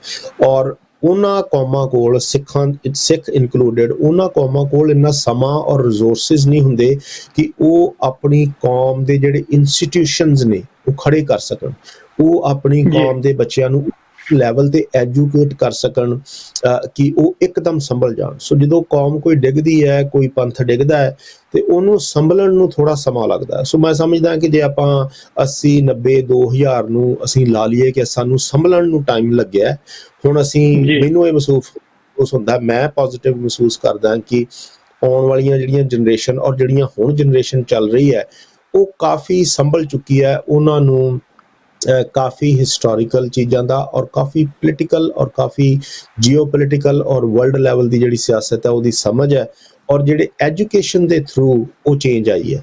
ਸੋ ਐਜੂਕੇਸ਼ਨ ਜਿਹੜੀ ਹੈ ਉਹ ਕੀ ਹੈ ਕਿ ਅਸੀਂ ਆਪਣੇ ਬੱਚਿਆਂ ਨੂੰ ਪ੍ਰੋਪਰ ਵਧੀਆ ਐਜੂਕੇਸ਼ਨ ਦਵਾ ਸਕੀਏ ਤਾਂ ਕਿ ਉਹ ਵਧੀਆ, ਜਿੱਥੇ ਉਹਨਾਂ ਨੇ ਇੱਕ ਵਧੀਆ ਕੈਨੇਡੀਅਨ ਲੀਡਰਸ ਬਣਨਾ ਹੈ, ਬਿਜ਼ਨਸ ਲੀਡਰ ਬਣਨਾ ਹੈ, ਜਾਂ ਜੋ ਵੀ ਉਹਨਾਂ ਦਾ ਕਿੱਤਾ ਹੋਊਗਾ ਉਹਦੇ ਵਿੱਚ ਉਹਨਾਂ ਨੇ ਲੀਡਰਸ਼ਿਪ ਦਿਖਾਉਣੀ ਹੈ, ਪਰ ਨਾਲ ਦੀ ਨਾਲ ਉਹ ਕਮਿਊਨਿਟੀ ਲੀਡਰਸ਼ਿਪ ਜਿਹੜੀ ਹੈ ਆਪਣੀ ਕੈਪੇਬਿਲਿਟੀ ਮੁਤਾਬਿਕ ਉਹ ਦਿਖਾਉਣਗੇ। ਉਹ ਤਾਂ ਹੀ ਦਿਖਾਉਣਗੇ ਜੇ ਸਾਡੀ ਪਨੀਰੀ ਜਿਹੜੀ ਹੈ, ਸਾਡੇ ਬੱਚੇ ਨੇ ਉਹ ਵੈਲ ਐਜੂਕੇਟਿਡ ਹੋਣਗੇ, ਉਹ ਦੁਨੀਆ ਭਰ ਦੇ ਜਿਹੜੇ ਇੰਟਰਨੈਸ਼ਨਲ ਟੇਬਲਸ ਨੇ ਉਹਨਾਂ ਦੇ ਉੱਤੇ ਬਹਿ ਕੇ ਆਪਣੀ ਗੱਲ ਕਰ ਸਕਣਗੇ ਔਰ ਸਿੱਖਾਂ ਦੀ ਗੱਲ ਕਰ ਸਕਣਗੇ, ਇਤਿਹਾਸ ਦੀ ਗੱਲ ਕਰ ਸਕਣਗੇ, ਆਪਣੇ ਦੇਸ਼ ਦੀ, ਆਪਣੀ ਕਮਿਊਨਿਟੀ ਦੀ, ਆਪਣੇ ਫਾਈਨੈਂਸਿਸ ਦੀ ਔਰ ਆਪਣੀ ਜਿਹੜਾ ਫਿਊਚਰ ਹੈ ਉਹਨੂੰ ਪ੍ਰੋਟੈਕਟ ਕਰ ਸਕਣਗੇ। ਜੀ, ਸੋ 5-7 ਮਿੰਟ ਹੀ ਬਾਕੀ ਨੇ ਆਪਣੇ ਕੋਲ। ਪ੍ਰੋਗਰਾਮ ਤੁਸੀਂ ਵੇਖ ਸੁਣ ਰਹੇ ਹੋ ਜੀ ਦਿਲ ਦੀਆਂ ਗੱਲਾਂ। ਮੈਂ ਆਪ ਜੀ ਦਾ ਹੋਸਟ ਮਨਵੀਰ ਸਿੰਘ ਪ੍ਰੋਗਰਾਮ ਲੈ ਕੇ ਆਪ ਜੀ ਦੀ ਸੇਵਾ ਦੇ ਵਿੱਚ ਹਾਂ, ਔਰ ਮੇਰੇ ਨਾਲ ਗੱਲਬਾਤ ਕਰ ਰਹੇ ਨੇ ਸਰਦਾਰ ਬਲਜੀਤ ਸਿੰਘ ਜੀ, ਜਿਹੜੇ ਘੁੰਮਣ ਮਸਟਰਡ ਫਲਾਵਰ ਮੂਵਮੈਂਟ ਦੇ ਇਹ ਸੰਚਾਲਕ ਨੇ, ਔਰ ਹੋਰ ਵੀ ਬਹੁਤ ਸਾਰੇ ਇਹਨਾਂ ਦੇ ਜਿਹੜੇ ਆਪਣੇ ਕੰਮਾਂ ਦੱਸ ਰਹੇ ਨੇ। ਔਰ ਇਹਨਾਂ ਦੇ ਪਿਤਾ ਜੀ ਜਿਹੜੇ ਮੇਜਰ ਬਲਦੇਵ ਸਿੰਘ ਜੀ ਘੁੰਮਣ, ਜਿਹੜੇ ਸ਼ਹੀਦ ਨੇ ਸਾਡੀ ਇਸ ਮੂਵਮੈਂਟ ਦੇ, ਉਹਨਾਂ ਬਾਰੇ ਵੀ ਅਸੀਂ ਗੱਲਬਾਤ ਕੀਤੀ ਆ। ਔਰ ਜੇ ਤੁਸੀਂ ਸਾਨੂੰ ਲੇਟ ਜੁਆਇਨ ਕੀਤਾ ਤਾਂ ਪ੍ਰੋਗਰਾਮ ਤੋਂ ਤੁਰੰਤ ਬਾਅਦ YouTube ਦੇ ਉੱਤੇ ਇਹ ਜਿਹੜਾ ਪ੍ਰੋਗਰਾਮ ਆ ਇਹ ਲੋਡ ਹੋ ਜਾਣਾ। ਔਰ ਮਾਫ ਕਰਨਾ, ਮੈਂ ਅੱਜ ਮੈਸੇਜ ਵੀ ਨਹੀਂ, ਪਰ ਜਿਹੜੇ ਵੀ ਵੀਰ ਫਤਿਹ ਬੁਲਾਉਂਦੇ ਨੇ ਉਹਨਾਂ ਨੂੰ ਵਾਹਿਗੁਰੂ ਜੀ ਕਾ ਖਾਲਸਾ, ਵਾਹਿਗੁਰੂ ਜੀ ਕੀ ਫਤਿਹ। ਕਿਉਂਕਿ ਥੋੜਾ ਜਿਹਾ ਭਾਵਕ ਗੱਲ ਹੋ ਰਹੀ ਸੀ, ਥੋੜੀ ਜਿਹੀ ਹਟਕੇ ਗੱਲ ਅੱਜ ਹੋ ਰਹੀ ਸੀ, ਸੋ ਮੈਂ ਕਾਲ ਵੀ ਨਹੀਂ ਲੈ ਸਕਿਆ ਸੀ, ਉਹਦੇ ਲਈ ਵੀ ਮੈਂ ਮਾਫੀ ਚਾਹੂੰਗਾ। ਸੋ ਸਰਦਾਰ ਸਾਹਿਬ, ਆਪਾਂ 5 ਮਿੰਟ 'ਚ ਜਿਹੜਾ ਇਹ ਆਪਣਾ ਸਮਾਂ ਹੈਗਾ ਉਹਦੇ 'ਚ ਗੱਲ ਕਰਾਂਗੇ ਕਿ ਯੂਥ ਦੇ ਵਿੱਚ ਜਿਹੜੀ ਲੀਡਰਸ਼ਿਪ ਆ ਉਹ ਕਿਵੇਂ ਡਿਵੈਲਪਮੈਂਟ ਜਿਹੜੀ ਆ ਉਹ ਡਿਵੈਲਪ ਕੀਤੀ ਜਾ ਸਕਦੀ ਆ। ਉਹਦੇ ਲਈ ਸਾਨੂੰ ਕਿਹੜੇ ਨੇ ਰਾਹ ਉਹ ਅਖਤਿਆਰ ਕਰਨੇ ਚਾਹੀਦੇ ਨੇ, ਜਿਹਦੇ 'ਚ ਜਿਹੜਾ ਯੂਥ ਸਾਨੂੰ ਪਤਾ ਬਹੁਤ ਸਾਰੇ ਬੱਚੇ ਸਾਡੇ ਜਿਹੜੇ ਉਹ ਅਗਾਂਹ ਵਾਧੂ ਸੋਚ ਵਾਲੇ ਨੇ, ਬਹੁਤ ਸਾਰੇ ਸੇਵਾ ਕਰ ਰਹੇ ਨੇ ਆਪਣੇ ਆਪਣੇ ਢੰਗ ਦੇ ਨਾਲ, ਪਰ ਕਈ ਵਾਰੀ ਇੱਕ ਬੈਰੀਅਰ ਹੋ ਜਾਂਦਾ ਆਪਣੀ ਮੂਵਮੈਂਟ ਦੇ ਨਾਲ ਉੱਥੇ ਦੀ ਜਾਂ ਮੇਨ ਸਟ੍ਰੀਮ ਦੇ ਵਿੱਚ ਆ ਕੇ। ਸੋ ਕਿਹੜੇ ਢੰਗ ਤਰੀਕੇ ਸਾਨੂੰ ਅਪਣਾਉਣੇ ਚਾਹੀਦੇ ਆ ਕਿ ਅਸੀਂ ਜਿਹੜਾ ਸਾਡਾ ਯੂਥ ਇਸ ਗੱਲ ਤੋਂ ਟੁੱਟਿਆ ਹੋਇਆ ਉਹਨੂੰ ਅਸੀਂ ਵਾਪਸ ਇਹਦੇ 'ਚ ਲੈ ਕੇ ਆ ਸਕੀਏ? ਹਾਂਜੀ, ਇੱਕ ਤੇ ਜਿਹੜੀ ਗੱਲ ਮੈਂ ਕਰ ਚੁੱਕਾ ਕਿ ਜਿਹੜੀ ਸਾਡੀ ਐਜੂਕੇਸ਼ਨ ਹੈ ਉਹ ਬਹੁਤ ਜ਼ਰੂਰੀ ਹੈ। ਸੋ ਇੱਕ ਤੇ ਐਜੂਕੇਸ਼ਨ ਹੋ ਗਈ ਜਿਹੜੀ ਅਸੀਂ ਸਕੂਲਾਂ ਦੇ ਵਿੱਚ, ਕਾਲਜਾਂ, ਯੂਨੀਵਰਸਿਟੀ ਦੇ ਵਿੱਚ ਡਿਗਰੀਆਂ ਹਾਸਲ ਕਰਨੀਆਂ, ਔਰ ਦੂਸਰੀ ਐਜੂਕੇਸ਼ਨ ਹੈ ਘਰ ਦੇ ਵਿੱਚ ਕਿ ਜਿਹੜੀ ਤੁਸੀਂ ਕੋਈ ਚੀਜ਼ ਕਰਕੇ ਦਿਖਾਉਣੀ ਹੈ। ਔਰ ਮੈਂ ਹਮੇਸ਼ਾ ਇਹ ਗੱਲ ਕਰਦਾ ਕਿ ਜਿਹੜੇ ਤੁਹਾਡੇ ਬੱਚੇ ਨੇ ਉਹ ਤੁਹਾਨੂੰ ਮੋਨੀਟਰ ਕਰ ਰਹੇ ਨੇ, ਉਹ ਤੁਹਾਨੂੰ ਦੇਖ ਰਹੇ ਨੇ ਕਿ ਤੁਸੀਂ ਐਜ਼ ਅ ਪੇਰੈਂਟ ਕੀ ਕਰ ਰਹੇ ਹੋ। ਔਰ ਬੱਚਿਆਂ ਨੇ ਜ਼ਿਆਦਾਤਰ ਉਹ ਨਕਲ ਕਰਦੇ ਨੇ, ਜਦੋਂ ਬਚਪਨ ਬਿਲਕੁਲ ਛੋਟੇ ਹੁੰਦੇ ਨੇ ਤੇ ਗਰੋ ਹੁੰਦੇ ਨੇ, ਉਹ ਦੇਖਦੇ ਨੇ ਕਿ ਉਹਨਾਂ ਦਾ ਆਲਾ ਦੁਆਲਾ ਕੀ ਹੈ, ਕਿਸ ਪ੍ਰਕਾਰ ਦਾ ਹੈ, ਔਰ ਉਹਦੇ ਵਿੱਚੋਂ ਉਹ ਚੀਜ਼ਾਂ ਪਿਕ ਕਰਦੇ ਨੇ। ਔਰ ਜਿਵੇਂ ਤੁਸੀਂ ਗੱਲ ਕੀਤੀ ਕਿ ਜਿਹੜੀ ਸਾਡੀ ਜਨਰੇਸ਼ਨ ਹੈ ਅਗਾਂਹ ਵਧੂ ਹੈ, ਉਹਨਾਂ ਦੀ ਅਗਾਂਹ ਵਧੂ ਸੋਚ ਹੈ, ਸੋ ਉਹ ਆਲਰੇਡੀ ਬੜੇ ਜਿਹੜੇ ਕ੍ਰਿਟੀਕਲ ਥਿੰਕਰਸ ਨੇ, ਕਿਉਂਕਿ ਇੱਥੋਂ ਦੀ ਐਜੂਕੇਸ਼ਨ ਸਿਸਟਮ ਜਿਹੜਾ ਹੈ ਉਹਨਾਂ ਨੂੰ ਕ੍ਰਿਟੀਕਲ ਥਿੰਕਰ ਜਿਹੜਾ ਹੈ ਬਾਕਸ ਤੋਂ ਬਾਹਰ, ਡੱਬੇ ਤੋਂ ਬਾਹਰ ਸੋਚਣ ਦੀ ਗੱਲ ਜਿਹੜੀ ਉਹ ਕਰਦਾ ਹੈ। ਸੋ ਉਹਦੇ ਵਿੱਚ ਤੁਸੀਂ, ਤੁਹਾਡੇ ਕੀ ਐਕਸ਼ਨਸ ਨੇ ਘਰ ਦੇ ਵਿੱਚ, ਤੁਸੀਂ ਕਮਿਊਨਿਟੀ ਪ੍ਰਤੀ ਜਾਂ ਆਪਣੇ ਆਲੇ ਦੁਆਲੇ ਉਹਦੇ ਵਿੱਚ ਤੁਹਾਡਾ ਕੀ ਯੋਗਦਾਨ ਹੈ? ਕੀ ਤੁਸੀਂ ਕਮਿਊਨਿਟੀ 'ਚ ਵਾਲੰਟੀਅਰ ਕਰ ਰਹੇ ਹੋ ਜਾ ਕੇ? ਕਿਸ ਤਰ੍ਹਾਂ ਦਾ ਵਾਲੰਟੀਅਰ ਕੰਮ ਕਰ ਰਹੇ ਹੋ? ਕੀ ਯੋਗਦਾਨ ਪਾ ਰਹੇ ਹੋ? ਤੁਹਾਡੇ ਬੱਚੇ ਉਹ ਨੋਟਿਸ ਕਰ ਰਹੇ ਨੇ, ਔਰ ਉਸ ਚੀਜ਼ ਦੇ ਵਿੱਚੋਂ ਤੁਹਾਡੇ ਜਿਹੜੇ ਅਗਲੀ ਜਨਰੇਸ਼ਨ ਹੈ ਉਹ ਜ਼ਿਆਦਾ ਸਿੱਖਦੀ ਹੈ ਬਜਾਏ ਕਿ ਉਹਨਾਂ ਦੇ ਕੁਛ ਦੱਸਣ ਦੇ। ਔਰ ਜਦੋਂ ਉਹ ਦੇਖਦੇ ਨੇ ਤੇ ਉਹਨਾਂ ਦੇ ਵਿੱਚ ਉਹ ਇੱਕ ਸੰਕਲਪ ਪੈਦਾ ਹੁੰਦਾ ਹੈ ਕਿ ਬਈ ਇਹ ਮੇਰੇ ਪਰਿਵਾਰ ਜਿਹੜਾ ਹੈ, ਮੇਰੇ ਉਹ ਮਾਂ-ਬਾਪ ਹੋਣ ਜਾਂ ਭਾਵੇਂ ਉਹ ਗ੍ਰੈਂਡ ਪੇਰੈਂਟਸ ਹੋਣ, ਦਾਦਾ ਦਾਦੀ, ਨਾਨਾ ਨਾਨੀ, ਭੈਣ ਭਰਾ, ਮਾਸੀ ਚਾਚੇ ਤਾਏ, ਕਿ ਉਹ ਕੀ ਕਰ ਰਹੇ ਨੇ ਔਰ ਉਹਦਾ ਇੰਪੈਕਟ ਕੀ ਹੈ ਮੇਰੀ ਕਮਿਊਨਿਟੀ ਦੇ ਉੱਤੇ। ਔਰ ਉਹ ਦੇਖ ਤੁਹਾਡੇ ਜੁੜਦੇ ਨੇ। ਪਰ ਜੇ ਤੁਸੀਂ ਗਲਤ ਕੰਮ ਕਰ ਰਹੇ ਹੋ ਤੇ ਤੁਹਾਡੇ ਬੱਚੇ ਵੀ ਉਹ ਗਲਤ ਕੰਮ ਵੀ ਦੇਖ ਰਹੇ ਨੇ, ਤਾਂ ਉਹਨਾਂ ਨੂੰ ਇਹ ਦਿਖ ਰਿਹਾ ਕਿ ਇਹ ਜਿਹੜਾ ਕੰਮ ਹੈ ਇਹ ਹੋ ਰਿਹਾ ਤੇ ਸ਼ਾਇਦ ਜੇ ਮੇਰੇ ਮਾਂ-ਬਾਪ ਕਰ ਰਹੇ ਨੇ ਜਾਂ ਮੇਰਾ ਪਰਿਵਾਰ ਕਰ ਰਿਹਾ ਤੇ ਫਿਰ ਸਹੀ ਹੋਣਾ, ਮੈਂ ਵੀ ਕਰ ਸਕਦਾ। ਸੋ ਇਹ ਬੜਾ ਕਲੀਅਰ ਹੋ ਜਾਂਦਾ ਕਿ ਜਿੱਥੇ ਤੁਸੀਂ ਡਿਗਰੀਆਂ ਲੈਣੀਆਂ ਉੱਥੇ ਘਰ ਦੀ ਜਿਹੜੀ ਐਜੂਕੇਸ਼ਨ ਹੈ ਉਹ ਵੀ ਜ਼ਰੂਰੀ ਹੈ। ਔਰ ਇੱਕ ਚੀਜ਼ ਮੈਂ ਮਹਿਸੂਸ ਕਰਦਾ ਹੈ ਕਿ ਹਰ ਜਨਰੇਸ਼ਨ ਦਾ ਇੱਕ ਆਪਣਾ ਤਰੀਕਾ ਹੁੰਦਾ ਹੈ, ਆਪਣੀ ਸੋਚ ਹੁੰਦੀ ਹੈ, ਆਪਣਾ ਕੰਮ ਕਰਨ ਦਾ ਇੱਕ ਵਸੀਲਾ ਹੁੰਦਾ ਹੈ, ਇੱਕ ਤਰੀਕਾ ਹੁੰਦਾ, ਉਹਨਾਂ ਨੂੰ ਆਪਣੇ ਤਰੀਕੇ ਨਾਲ ਕੰਮ ਕਰ ਲੈਣ ਦਿਓ। ਸੋ ਮੇਰੀ ਕੋਸ਼ਿਸ਼ ਕੀ ਹੁੰਦੀ ਹੈ, ਮੇਰੇ ਨਾਲੋਂ ਜਿਹੜੇ ਯੰਗ ਲੋਕ ਨੇ ਮੈਂ ਉਹਨਾਂ ਤੋਂ ਕੀ ਸਿੱਖਦਾ।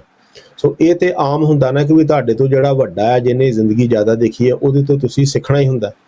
ਪਰ ਕੋਸ਼ਿਸ਼ ਇਹ ਵੀ ਕਰਨੀ ਹੈ ਕਿ ਤੁਹਾਡੇ ਤੋਂ ਜਿਹੜੇ ਉਮਰ ਦੇ ਵਿੱਚ ਛੋਟੇ ਆ, ਉਹਨਾਂ ਦੀ ਸੋਚ ਹੁਣ ਵੱਖਰੀ ਹੈ, ਉਹਨਾਂ ਦੀ ਸੋਚ ਦੇ ਵਿੱਚੋਂ ਤੁਸੀਂ ਕੀ ਸਿੱਖ ਸਕਦੇ ਹੋ। ਔਰ ਮੈਂ ਇੱਕ ਦੋ ਵਾਰ ਯੂਨੀਵਰਸਿਟੀਜ਼ ਦੇ ਵਿੱਚ ਵੀ ਜਾ ਕੇ ਉੱਥੇ ਲੈਕਚਰ ਡਿਲੀਵਰ ਕੀਤੇ ਨੇ, ਵੱਖਰੇ ਸਿੱਖ ਇਸ਼ੂਜ਼ ਤੇ ਮੈਂ ਗੱਲ ਕਰਦਾ। ਔਰ ਮੈਂ ਹਮੇਸ਼ਾ ਉੱਥੇ ਜਾ ਕੇ ਇਹੀ ਗੱਲ ਕਰਦਾ ਕਿ ਤੁਸੀਂ ਮੈਨੂੰ ਇੱਥੇ ਬੁਲਾਇਆ ਗੱਲ ਕਰਨ ਨੂੰ ਕਿ ਮੇਰੇ ਤੋਂ ਤੁਸੀਂ ਕੁਝ ਸਿੱਖ ਸਕੋ, ਪਰ ਮੈਂ ਤੁਹਾਡੇ ਤੋਂ ਫਲਾਣੀਆਂ ਚੀਜ਼ਾਂ ਅੱਜ ਸਿੱਖ ਕੇ ਜਾ ਰਿਹਾ ਜਿਹੜੀਆਂ ਕਿ ਮੈਨੂੰ ਨਹੀਂ ਸੀ ਪਤਾ। ਸੋ ਇਹ ਕਦੀ ਨਾ ਸੋਚੋ ਕਿ ਸਿਰਫ ਜਿਹੜੀ ਛੋਟੀ ਜਨਰੇਸ਼ਨ ਹੈ ਸਾਡੇ ਤੋਂ, ਉਹ ਸਾਨੂੰ ਨਹੀਂ ਸਿਖਾ ਸਕਦੀ, ਕਿਉਂਕਿ ਮੈਂ ਮਹਿਸੂਸ ਕੀਤਾ ਔਰ ਮੈਂ ਵਿਚਰ ਕੇ ਮਹਿਸੂਸ ਕੀਤਾ ਉਹਨਾਂ ਦੇ ਵਿੱਚ ਕਿ ਉਹਨਾਂ ਦਾ ਸੋਚਣ ਦਾ ਤਰੀਕਾ ਐਸਾ ਹੈ ਕਿ ਕਈ ਵਾਰੀ, ਜਿਵੇਂ ਮੈਂ ਪਹਿਲਾਂ ਵੀ ਗੱਲ ਕੀਤੀ ਹੈ, ਕਿ ਹਰ ਇੰਡੀਵਿਜੂਅਲ ਦੀ ਇੱਕ ਲਿਮਿਟੇਸ਼ਨ ਹੈ ਔਰ ਹਰ ਜਨਰੇਸ਼ਨ ਦੀ ਵੀ ਇੱਕ ਲਿਮਿਟ ਹੁੰਦੀ ਹੈ ਕਿ ਉਹ ਉਸ ਦਾਇਰੇ, ਉਸ ਮਾਹੌਲ 'ਚ ਪਲਿਆ ਹੁੰਦਾ, ਉਹਦੇ ਤੋਂ ਬਾਹਰ ਉਹ ਸੋਚ ਨਹੀਂ ਪਾਉਂਦਾ। ਤੇ ਜਿਹੜੀ ਛੋਟੀ ਜਨਰੇਸ਼ਨ ਤੁਹਾਡੇ ਮਗਰ ਆ ਰਹੀ ਹੈ, ਉਹ ਉਸ ਦਾਇਰੇ 'ਚ ਨਹੀਂ ਪਲੀ, ਉਹ ਉਸ ਦਾਇਰੇ ਤੋਂ ਬਾਹਰ ਨਿਕਲ ਕੇ ਸੋਚ ਪਾਉਂਦੀ ਹੈ ਔਰ ਬੈਟਰ ਸੋਲੂਸ਼ਨਸ ਕਈ ਵਾਰੀ ਜਿਹੜਾ ਯੂਥ ਹੈ ਉਹ ਸਾਨੂੰ ਦੇ ਦਿੰਦਾ ਹੈ। ਜੀ ਬਿਲਕੁਲ ਜੀ। ਔਰ ਸਾਡੀਆਂ ਮੂਵਮੈਂਟਸ ਵੀ ਜਿਹੜੀਆਂ, ਜੇ ਆਪਾਂ ਉਹਦੀ ਡੰਗਾਈ ਜਾਈਏ, ਪਰ ਅੱਜ ਨਹੀਂ ਗੱਲ ਕਰ ਸਕਦੇ, ਫੇਰ ਕਿਸੇ ਦਿਨ ਕਰਾਂਗੇ। ਉਹਦਾ ਕਾਰਨ ਵੀ ਇਹ ਆ ਕਿ ਸਾਡੇ ਜਿਹੜੇ ਸੈਟਅਪ ਆ ਉਹ ਉੱਥੇ ਹੀ ਆ ਜਿੱਥੋਂ ਅਸੀਂ ਸ਼ੁਰੂ ਹੋਏ ਸੀ, ਔਰ ਇਹਦੇ 'ਚ ਕਿਸੇ ਦਾ ਕਸੂਰ ਨਹੀਂ ਹੈ। ਉਹ ਜੋ ਮਤਲਬ ਪ੍ਰੈਕਟੀਕਲ ਹੋ ਰਿਹਾ, ਜਿਹੜੇ ਹਾਲਾਤਾਂ ਦੇ ਵਿੱਚ ਹੋਇਆ, ਉੱਤੇ ਆਪਾਂ ਚੱਲੇ ਆ ਰਹੇ ਆ। ਉਹਦੇ ਉਲਟੇ ਜੇ ਤੁਸੀਂ ਦੇਖਦੇ ਹੋ, ਜਿਹੜੀਆਂ ਨਵੀਆਂ ਸੰਸਥਾਵਾਂ ਬਣ ਰਹੀਆਂ ਨਾ ਯੂਥ ਦੀਆਂ, ਜਾਂ ਨਵੇਂ ਸੈਟਅਪ ਆ ਰਹੇ ਨੇ, ਉਹ ਸਮੇਂ ਦੇ ਨਾਲ ਚੱਲਦੇ ਨੇ ਤੇ ਉਹਨਾਂ ਦੀ ਗੱਲ ਸਰਕਾਰਾਂ ਨੂੰ ਸਮਝ ਆਉਂਦੀ, ਸਰਕਾਰਾਂ ਦੀ ਗੱਲ ਉਹਨਾਂ ਨੂੰ ਸਮਝ ਆਉਂਦੀ ਹੈ। ਸੋ ਇਹ ਫਰਕ ਆ ਜਿਹੜਾ ਧਰਾਤਲ ਦੇ ਉੱਤੇ ਵੀ ਦੇਖ ਰਿਹਾ। ਸੋ 1 ਮਿੰਟ ਦੇ ਵਿੱਚ ਲਾਸਟ ਮੈਸੇਜ ਤੁਹਾਡਾ ਜਿਹੜਾ ਅੱਜ ਦੇ ਪ੍ਰੋਗਰਾਮ ਦੇ ਲਈ, ਆਪਾਂ ਫੇਰ ਵੀ ਜੁੜਾਂਗੇ, ਫੇਰ ਵੀ ਗੱਲਾਂ ਕਰਾਂਗੇ, ਪਰ ਅੱਜ ਦਾ ਸਮਾਂ ਜਿਹੜਾ ਆਪਣਾ ਆਲਮੋਸਟ ਸਮਾਪਤ ਆ। ਸੋ ਤੁਸੀਂ ਕੋਈ ਐਸੀ ਗੱਲ ਜਿਹੜੀ ਮੈਂ ਆਪਣੇ ਵੱਲੋਂ ਪੁੱਛਣੀ ਭੁੱਲ ਗਿਆ ਹੋਵਾਂ, ਤੁਸੀਂ ਕੁਝ ਐਡ ਅਪ ਕਰਨਾ ਚਾਹੁੰਦੇ ਹੋ ਆਪਣੇ ਵੱਲੋਂ? नहीं जी, मैं तो बस यही रिपीट ही करना चाਹੁੰਦਾ है कि कोई भी ਤੁਹਾਡੀ ਐਡਵਰਸਿਟੀ ਹੈ, ਭਾਵੇਂ ਤੁਹਾਡੀ ਇੰਡੀਵਿਜੂਅਲ ਉਹ ਐਡਵਰਸਿਟੀ ਹੈ, ਕੌਮ ਦੇ ਨਾਲ ਕੁਝ ਹੁੰਦਾ ਹੈ, ਇਹ ਸਭ ਕੁਝ ਹੁਕਮ 'ਚ ਹੋ ਰਿਹਾ ਹੈ। ਤੁਸੀਂ ਇਹ ਦੇਖਣਾ ਹੈ ਕਿ ਤੁਸੀਂ ਆਪਣੀ ਕੈਪੇਬਿਲਿਟੀਜ਼ ਦੇ ਨਾਲ ਆਪਣੀ ਕਮਿਊਨਿਟੀ ਨੂੰ ਕੀ ਦੇ ਸਕਦੇ ਹੋ। ਸੇਵਾ ਦਾ ਕਨਸੈਪਟ ਗੁਰੂ ਸਾਹਿਬ ਨੇ ਦਿੱਤਾ ਹੈ, ਉਹ ਸੇਵਾ ਦਾ ਕਨਸੈਪਟ ਇਸੇ ਕਰਕੇ ਹੈ ਕਿ ਤੁਸੀਂ ਸੇਵਾ ਦੇ ਥਰੂ ਚੜ੍ਹਦੀ ਕਲਾ 'ਚ ਰਹਿਣਾ ਹੈ। ਸਮਾਂ ਆਉਂਦਾ ਹੈ, ਚਲਾ ਜਾਂਦਾ ਹੈ, ਸਮਾਂ ਬਦਲਦਾ ਹੈ, ਕਦੀ ਉੱਤੇ ਕਦੀ ਥੱਲੇ, ਪਰ ਜਿਹੜਾ ਤੁਹਾਡਾ ਆਪਣੀ ਜ਼ਿੰਦਗੀ ਦਾ ਮਕਸਦ ਹੈ, ਆਪਣੀ ਕਮਿਊਨਿਟੀ ਦਾ ਜਿਹੜਾ ਐਜ਼ ਅ ਕਲੈਕਟਿਵ ਜਿਹੜਾ ਮਕਸਦ ਹੈ, ਉਹ ਤੁਹਾਨੂੰ ਕਲੀਅਰ ਹੋਣਾ ਚਾਹੀਦਾ ਹੈ ਔਰ ਉਹਦੇ ਲਈ ਤੁਸੀਂ ਆਪਣੀ ਜ਼ੱਦੋ-ਜ਼ਹਿਦ ਕਰਦੇ ਰਹੋ। ਜੇ ਤੁਹਾਨੂੰ ਨਹੀਂ ਪਤਾ ਕਿ ਵੀ ਮੈਂ ਕੀ ਕਰ ਸਕਦਾ, ਤੇ ਜਿਹੜੇ ਪ੍ਰੋਜੈਕਟ ਤੁਹਾਡੇ ਕਮਿਊਨਿਟੀਜ਼ ਦੇ ਵਿੱਚ ਚੱਲ ਰਹੇ ਨੇ ਉਹਨਾਂ ਦੇ ਵਿੱਚ ਆਪਣਾ ਜਾ ਕੇ ਤੁਸੀਂ ਯੋਗਦਾਨ ਪਾਓ ਔਰ ਜਿਹੜੀ ਪੋਜ਼ਿਟਿਵਿਟੀ ਹੈ ਉਹਦੇ ਨਾਲ ਤੁਸੀਂ ਆਪਣਾ ਜੀਵਨ ਬਤੀਤ ਕਰੋ। ਜੀ, ਸੋ ਘੁੰਮਣ ਸਾਹਿਬ ਬਹੁਤ ਬਹੁਤ ਧੰਨਵਾਦ ਤੁਹਾਡਾ ਵੀ ਔਰ ਸਾਡੇ ਦਰਸ਼ਕਾਂ ਦਾ ਵੀ। ਔਰ ਦਰਸ਼ਕੋ, ਮੈਂ ਫਿਰ ਇੱਕ ਵਾਰ ਬੇਨਤੀ ਕਰਦਾ, ਪ੍ਰੋਗਰਾਮ ਬਹੁਤ ਇਨਫੋਰਮੇਟਿਵ ਆ, ਮੈਨੂੰ ਤਾਂ ਲੱਗ ਰਿਹਾ, ਮੈਂ ਆਸ ਕਰਦਾ ਤੁਹਾਨੂੰ ਵੀ ਲੱਗਿਆ ਹੋਵੇਗਾ ਔਰ ਤੁਸੀਂ ਇਹਨੂੰ ਸ਼ੇਅਰ ਜ਼ਰੂਰ ਕਰੋ ਤਾਂ ਕਿ ਇਹ ਜਿਹੜੀ ਬੜਮੁੱਲੀ ਜਾਣਕਾਰੀ ਹੈ ਇਹ ਵੱਧ ਤੋਂ ਵੱਧ ਜਿਹੜਾ ਦਰਸ਼ਕਾਂ ਤੱਕ, ਆਡੀਅנס ਤੱਕ ਪਹੁੰਚ ਸਕੇ, ਤਾਂ ਕਿ ਅਸੀਂ ਹੋਰ ਵੀ ਵੱਧ ਲਾਹਾ ਜਿਹੜੀ ਸਾਡੀ ਕਮਿਊਨਿਟੀ ਆ, ਸਾਡੀ ਕੌਮ ਆ, ਇਸ ਗੱਲਬਾਤ ਦਾ ਲੈ ਸਕੇ। ਔਰ ਸੋਮਵਾਰ ਨੂੰ ਇੱਕ ਹੋਰ ਨਵੇਂ ਮਹਿਮਾਨ ਦੇ ਨਾਲ ਫਿਰ ਆਪ ਜੀ ਦੀ ਸੇਵਾ ਦੇ ਵਿੱਚ ਹਾਜ਼ਰ ਹੋਵਾਂਗੇ। ਤਦ ਤੱਕ ਦੇ ਲਈ ਭਾਈ ਬਲਜੀਤ ਸਿੰਘ ਜੀ ਤੁਹਾਡੇ ਕੋਲ ਔਰ ਆਪਣੇ ਪਿਆਰੇ ਪਿਆਰੇ ਦਰਸ਼ਕਾਂ ਦੇ ਸੂਝਵਾਨ ਸਰੋਤਿਆਂ ਤੋਂ ਅਸੀਂ ਇਜਾਜ਼ਤ ਚਾਹਾਂਗੇ। ਵਾਹਿਗੁਰੂ ਜੀ ਕਾ ਖਾਲਸਾ, ਵਾਹਿਗੁਰੂ ਜੀ ਕੀ ਫਤਿਹ।